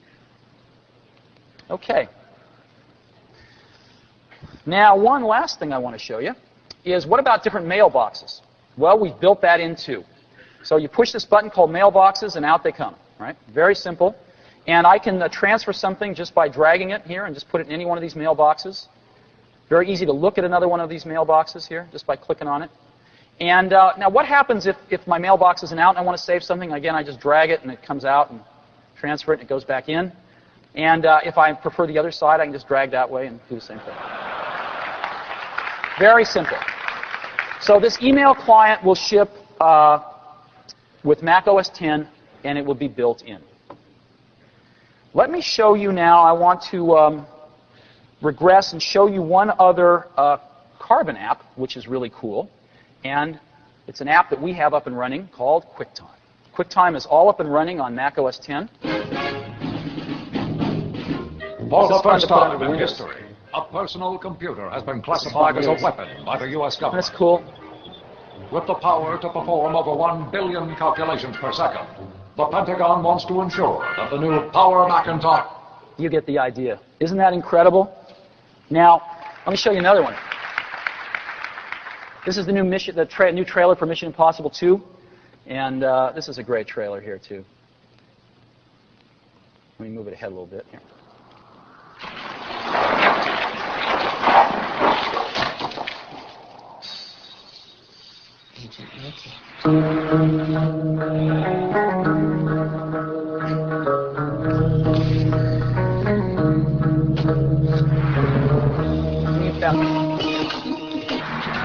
Good morning, Mr.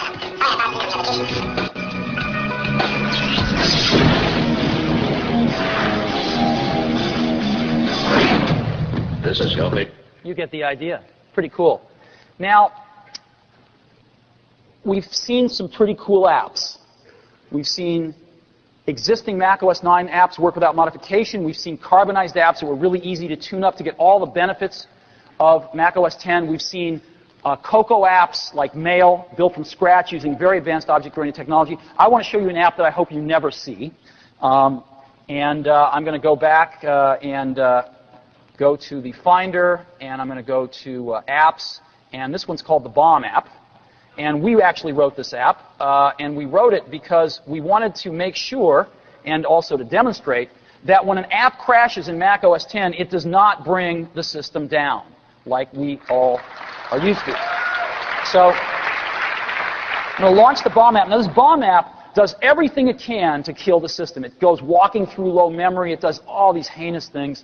And so I'm going to, I'm actually just going to go ahead and play the trailer here maybe a little bit, and you know, I'll just go ahead and light this thing.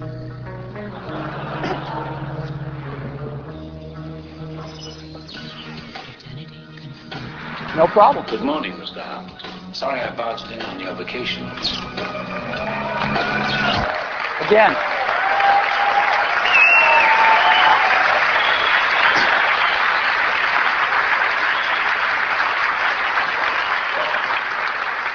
So let me just run that again, because believe it or not, a lot of people have been waiting for this for 10 years. And it's actually here.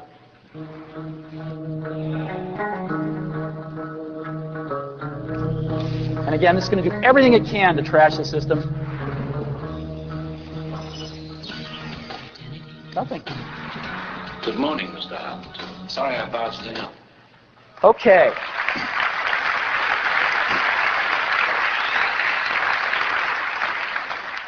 Next, all of what you've seen now is possible because of the killer graphics that are built right into Mac OS X.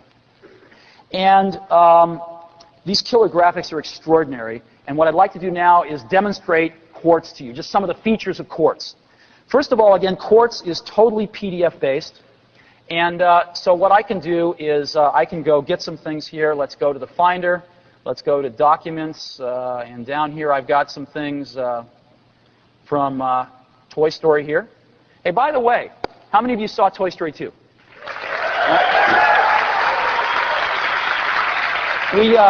We're very fortunate today to have the director of Toy Story 2, John Lasseter, and the co-directors Lee Unkrich and Ash Brannon in the audience. Where are they?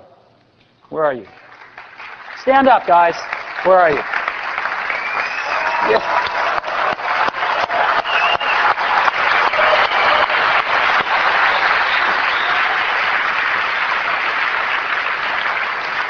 So I'm going to use some Toy Story logo stuff because I love Toy Story. And so here I just dragged the PDF right into here. You notice how fast it imaged, by the way. And you notice that it's fully anti-aliased.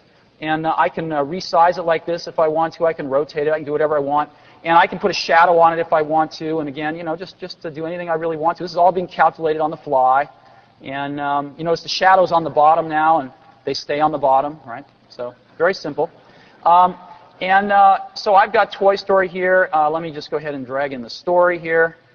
And we'll put that maybe up here, like this. And we'll drag in our 2 and make that a little bit smaller, maybe. Make it a little bit smaller here. And now, let me just show you something. Let me take story here, and I'll go ahead and put shadows and everything, because it makes it harder, actually. And let me go ahead and show you transparency. This is what transparency is. See that? So we can do any partial transparency all throughout the system so easily. Now, every app can do this. It gets it for free. Let me go ahead and drag in a photograph as an example. Now, you know, what does every kid in the country have on their minds?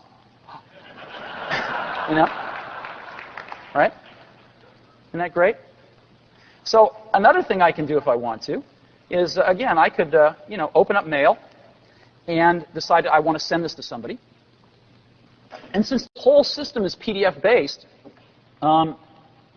I can, you know, I can just drag this into a, oh, I got to get a new viewer. And let me just get a compose window up here. And I can just take this thing and drag it out here. Notice how it makes a little PDF icon, and drag it over here. And just drop it in. Boom. Now it's imaged in my Mail view.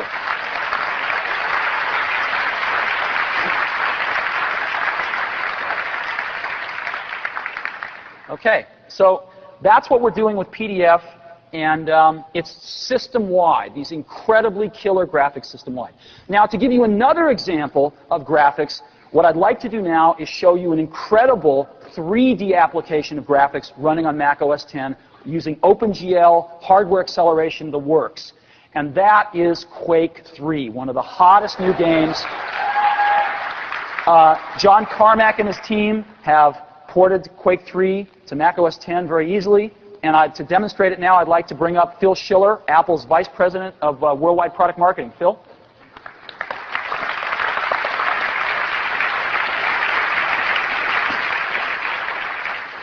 Hey, Steve. I get to do one of the most fun things, and that's to play games. I go home late at night, play these games all night long, and my wife doesn't really believe it's part of my job. But it is. And there's nothing cooler than being able to work on Mac OS X and try out and demonstrate to all of you the very first game ever demonstrated on Mac OS X. And so for me, it's a pretty big moment, a pretty exciting thing. OpenGL is just built right into the core of the system, very high performance, very powerful, and Mac OS X is going to be a tremendous, great gaming platform for all our great developers and all of our great customers. So let me bring up Quake 3 on my system here. Get my keyboard set up with all my favorite Quake settings. For all those who play Quake, you know what I mean. And this gives really ultimate meaning to the term killer graphics. So we're launching Quake 3 now, the Mac OS X version, right on top of Mac OS X. I'm going to go into single player mode and actually start a fight. Now this is going to be a no blood and guts demo. You know, for everybody who wants that, you know, after the show, I'd be happy to show them how good I can really be. So I'll keep it at the lowest setting. We're going to launch right into the first arena of Quake 3. It's going to load in its graphics maps, all its sound files, its characters, its weapons. And this is one of the best 3D games to show off the performance of OpenGL in Mac OS X.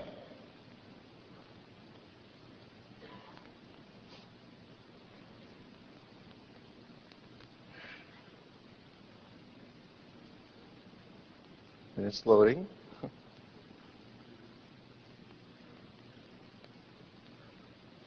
or not.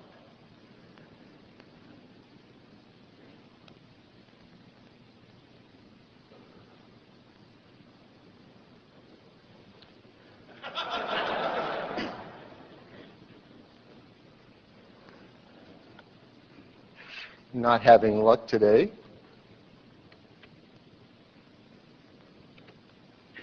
So we're going to have to try this again later, Steve. Okay, that's great. It's pretty awesome when it works. Thanks, Phil. All right. Okay. So now I'd like to show you one of the coolest things about Mac OS X. When Apple shipped the original Macintosh, it introduced to the market an organizing principle called the desktop, to organize your work, to keep track of things. And as computers got more complicated, i.e. you could work on many things at once, we have internet connections and email coming in and out and stuff, there has never been an enhancement of that organizing principle that worked really well to help you manage all these things you're doing at once.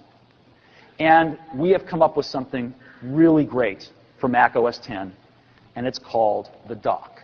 And I'd like to show it to you now.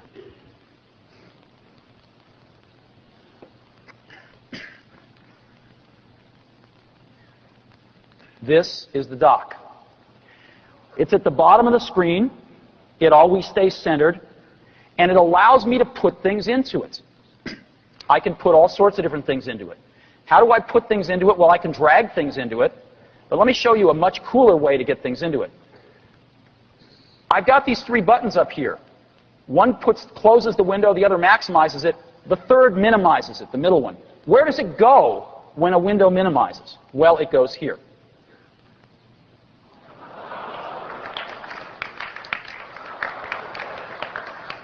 And you notice my dock just grows, right? Let me open another one. Minimize it. And of course, I can move these things around in the dock anywhere I want to, right? Whoops, I didn't want to do that, sorry. And I can just hit them, miniaturize them, boom, boom. Pretty cool, huh? Let me even show, I can slow this down. We built in a special slow-mo mode for the demo here today. Look at this. Isn't that cool?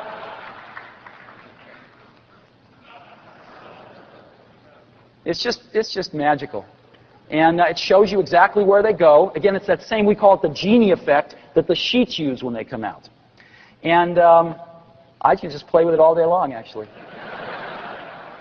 So, let me even show you one other thing here. This is particularly amazing. I'm going to get my Mission Impossible QuickTime movie back up here.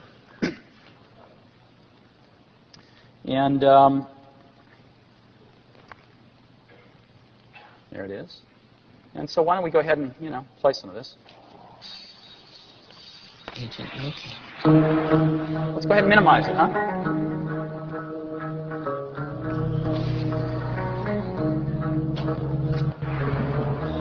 Pretty cool, huh? Good morning. Sorry I barged in on your vacation. And we're going to make it so you can even watch them when they're in the dock. So, pretty cool. Now, let me go ahead and show you, though, what happens, let's say, with the dock. Let's open a few more of these things. And let's say I go ahead and, miniaturize these things. And I'll go ahead and turn the speed back up here. I miniaturize more things. And then I can also drag things into the dock. But what happens now the dock is full? What do I do? Well, it just shrinks a little bit. Right? And I can put anything in here I want. I can put websites. I can put documents. I can put anything, applications, anything that I use, and I can rearrange them at will. And the dock just accommodates anything I want. When I drag something out, it gets bigger. Right? Now, a question would be, well, how small can it get? Well, it can get pretty small, actually. You can actually set the maximum tile size, and it'll shrink from there if you have more stuff. But you can actually say, well, it'll get really small. I can hold like 128 things here. How would I ever see them, though, if they get this small, or if I even prefer them this small? Well, we have something we call magnification, which works kind of like this.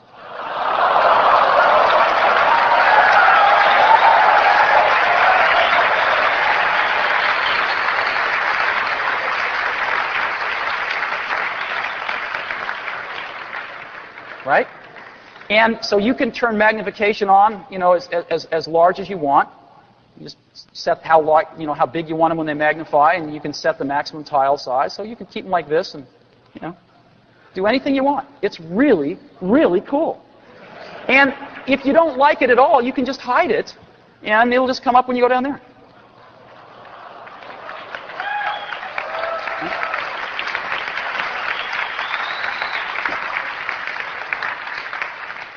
Very, very simple.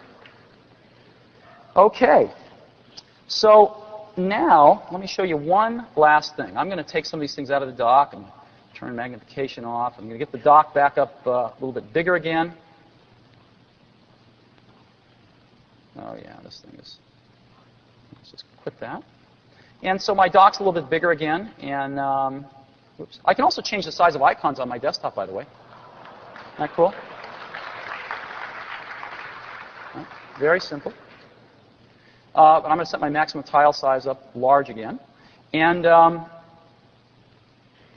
drag this out. And so I've got, let me just go back here now to where I've got a few images up here.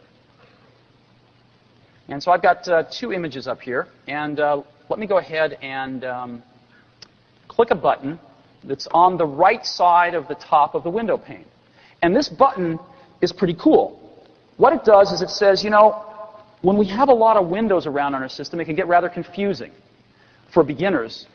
And even for pros, if you're working back and forth between Illustrator and Photoshop, or Photoshop and something else, these things can get very complicated on the screen. What could we do to make life easier for our pro customers and for beginners?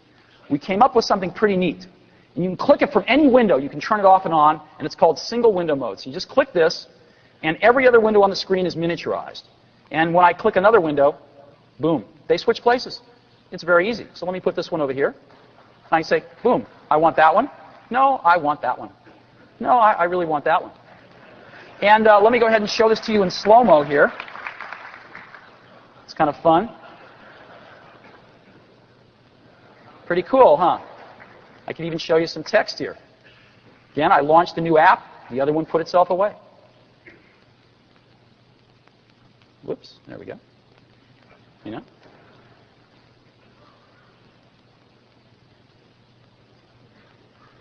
Pretty cool, huh? So, this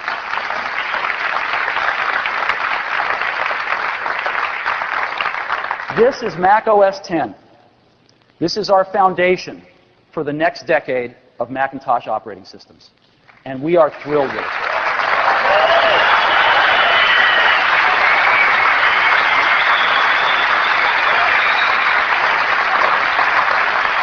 Now,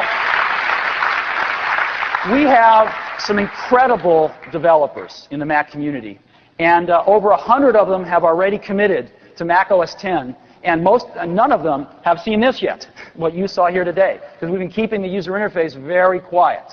And we've already gotten pretty much the top 100 developers committed. And I'd like to bring a few of them up on stage right now just to say a few words about Mac OS X. I'd like to start at the beginning of the alphabet and ask Bruce Chizen, the Executive Vice President of Adobe, one of our closest partners, to come up here and say a few words. Thanks, Bruce.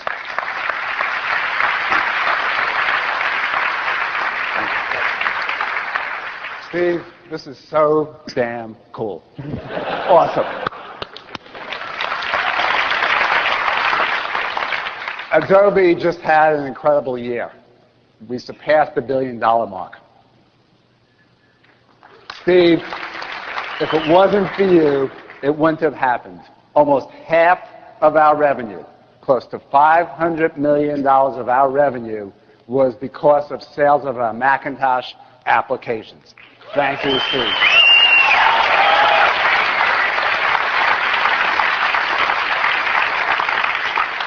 We demonstrated with the release of Photoshop 5.5 for the G4 that we, probably more than anybody else, will optimize our applications for Steve's products and Apple's products. We are absolutely committed to OS X, and we are going to do everything possible to get all of our apps running, all of our key apps running at least carbonized by the time Steve ships OS X. Thanks, Steve.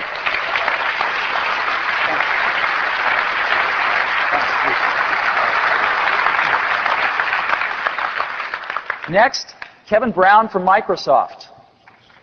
Kevin.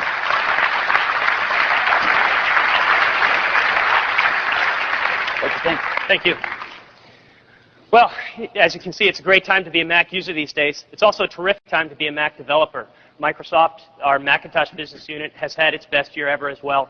We've had over 2 million downloads of Internet Explorer 4.5. As you see from the work that Steve briefly previewed, Internet Explorer 5 is shaping up to be a pretty exciting product as well. And so I'm excited to announce this morning that Microsoft is fully behind Steve and his OS X product. We're going to be there on day one with Internet Explorer 5 and Outlook Express 5 for OS X. We've got a great new version of Office in the works to ship later this year. We'll go to OS X on that as soon as we can as well. I think you'll be stunned by the work that we're doing.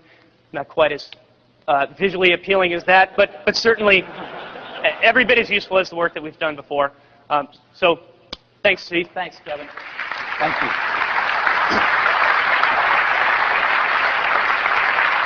You know,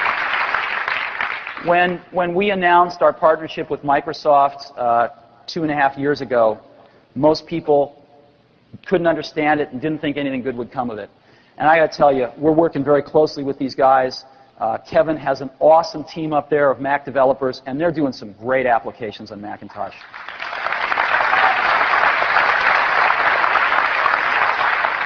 So, next, from Macromedia, Rob Burgess.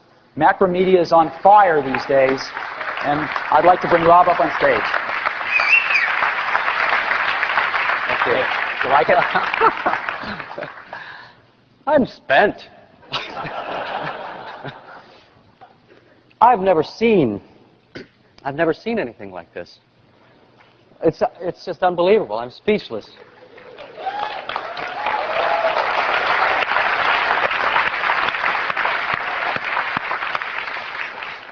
This isn't. It's not your daddy's operating system launch, you know.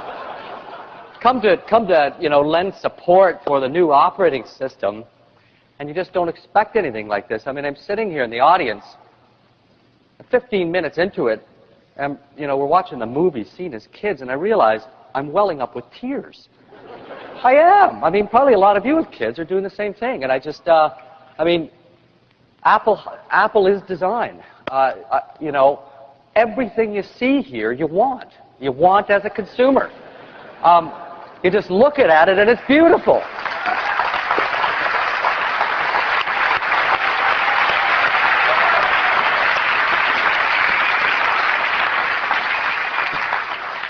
I'm actually really digging his new shoes, too. Anyway, we just got a new system in about a month ago, and we decided to try porting our most popular application, which is Flash. 200 million people have Flash Player today, and so we decided to port it. So we put an engineer on it, one engineer, for a week and a half, and it's running. So the guy actually isn't even that good. No, that's a joke. Anyway, you can count on Macromedia, all the applications that you love, Dreamweaver, Fireworks, Flash, they'll all be there. We love this stuff. Congratulations. Thank you.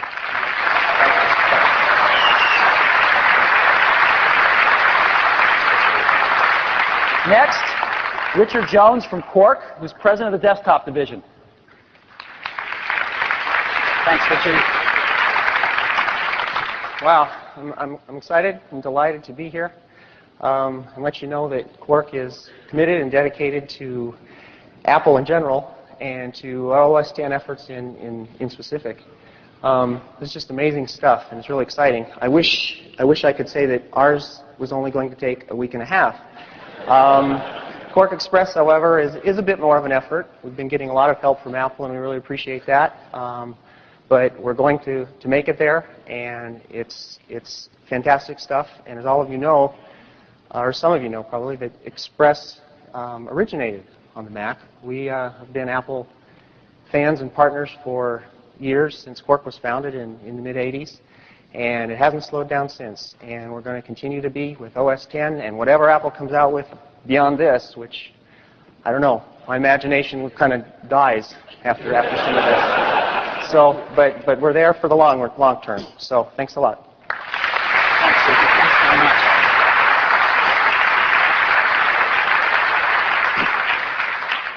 John Carmack, the co-founder of id. John got married today. And this guy is so great, he offered to postpone his wedding to be here. And we said, no way. We'll make a video. And he said, I never thought of that. And so we have a video of John Carmack here that I'd like to show you. And he is on some tropical island now. I think by now probably married. It was a year ago, just about today, that Apple announced that they were going to be supporting the OpenGL on the operating system, and we announced that we were going to be doing simultaneous development for our current project on the Macintosh platform. Apple's now shipping accelerated OpenGL on every single platform, and we've shipped our game now. It works well pretty much across the board, and I'm quite happy with how that's gone. What we've got with OS X is a fully modern operating system that has really the best elements that we find on a wide variety of Unix platforms, and it still has the user-friendliness and the environment that Macintosh users are used to. Quake 3 will continue to be supported on the existing Apple platforms throughout its entire lifetime. We've got updates and modifications coming along through the course of next year, but our next new product development that we start on for the Macintosh is going to be deployed exclusively on OS X. There's just too many things that I look forward to in moving to that environment that I don't plan on looking back.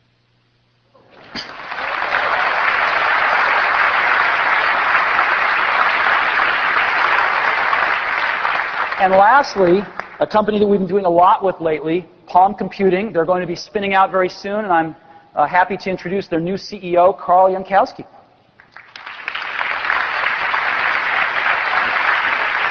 Have a great choose.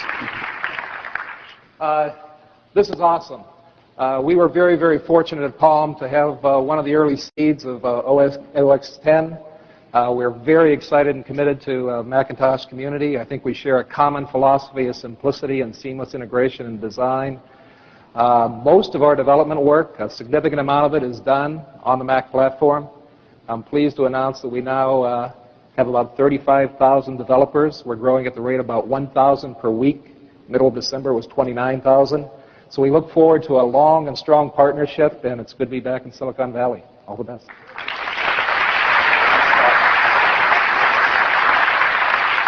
So, Mac OS X.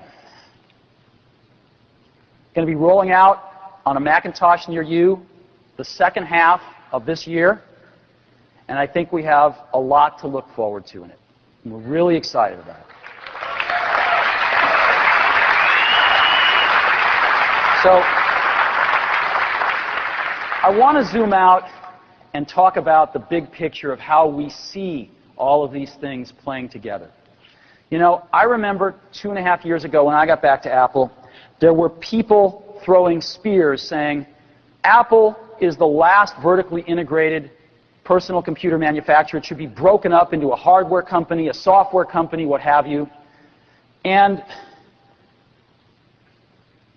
it's true that Apple is the last company in our industry that makes the whole widget. But what that also means, if managed properly, is it's the last company in our industry that can take responsibility for a customer experience. There's nobody left.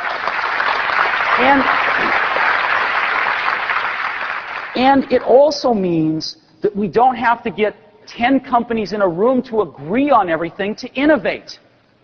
We can decide ourselves to place our bets like we did for USB on the original iMac. Hardware, let's build it in. Software, let's build it in. Marketing, let's go evangelize it to the developers and tell our customers why it's better. And let's not wait for 3 years for an agreement. And now Apple's leading in USB. Desktop movies. Let's take our hardware and put FireWire ports in iMac. Let's write applications called iMovie that take advantage of QuickTime and allow us to do these things. And let's go market it so people understand this and how easy it is to use. There's no other company left in this industry that can bring innovation to the marketplace like Apple can. And so we really care deeply about the hardware. We think this is where everything starts. And we've got, again, the finest hardware lineup in Apple's history. We are so proud of these products. But we also do software at Apple. Again, we own the second highest volume operating system in the world and one of only 2 high volume operating systems in the world. We make a lot of other software, Mac OS X coming, iMovie, etc. And the greatest thing is when we put them together and we integrate them, like the examples I just gave you, like iMovie and the new iMacs, seamlessly integrated into desktop movies. Right? Another example is Airport, where we could seamlessly integrate this whole new wireless networking technology into our OS. So when you plug in an Airport card into an iBook, you don't have to spend a half an hour flipping settings. It just, boom, pops to life and works. Right? This is the kind of innovation we can bring through this integration. And now we're adding Internet stuff. We've got our first 4 iTools today that wouldn't be possible if we couldn't take unfair advantage of the fact that we supplied OS 9, the client operating system, and so that our servers and our clients couldn't work together in a more intimate way than anyone else can do. And so we're going to integrate these things together in ways that no one else in this industry can do to provide a seamless user experience where the whole is greater than the sum of the parts. And we're the last guys left in this industry that can do it. And that's what we're about.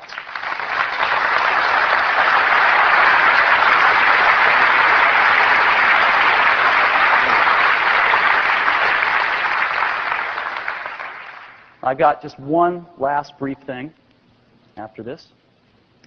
You see, we're going beyond the box, definitely spreading our wings in software and in our Internet strategy. So I got one last thing. I got back to Apple, along with several other people, 2.5 years ago. What we found was a great company that needed a little bit of help, a lot of incredibly talented people. And as a matter of fact, while I'm on that, I would like all the folks from Apple that have been working on OS X and have been working on our Internet stuff to stand up right now. I'd like to give them a hand.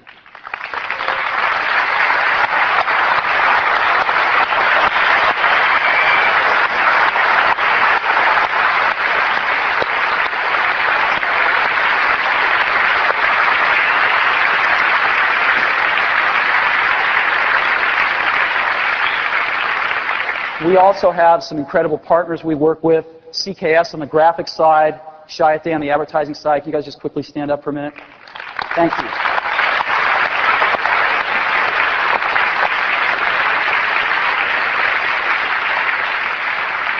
Everybody at Apple's been working really hard this 2.5 years. And during this time, I've been the interim CEO. I have another job at Pixar as the CEO, which I love. And so I was the interim CEO at Apple.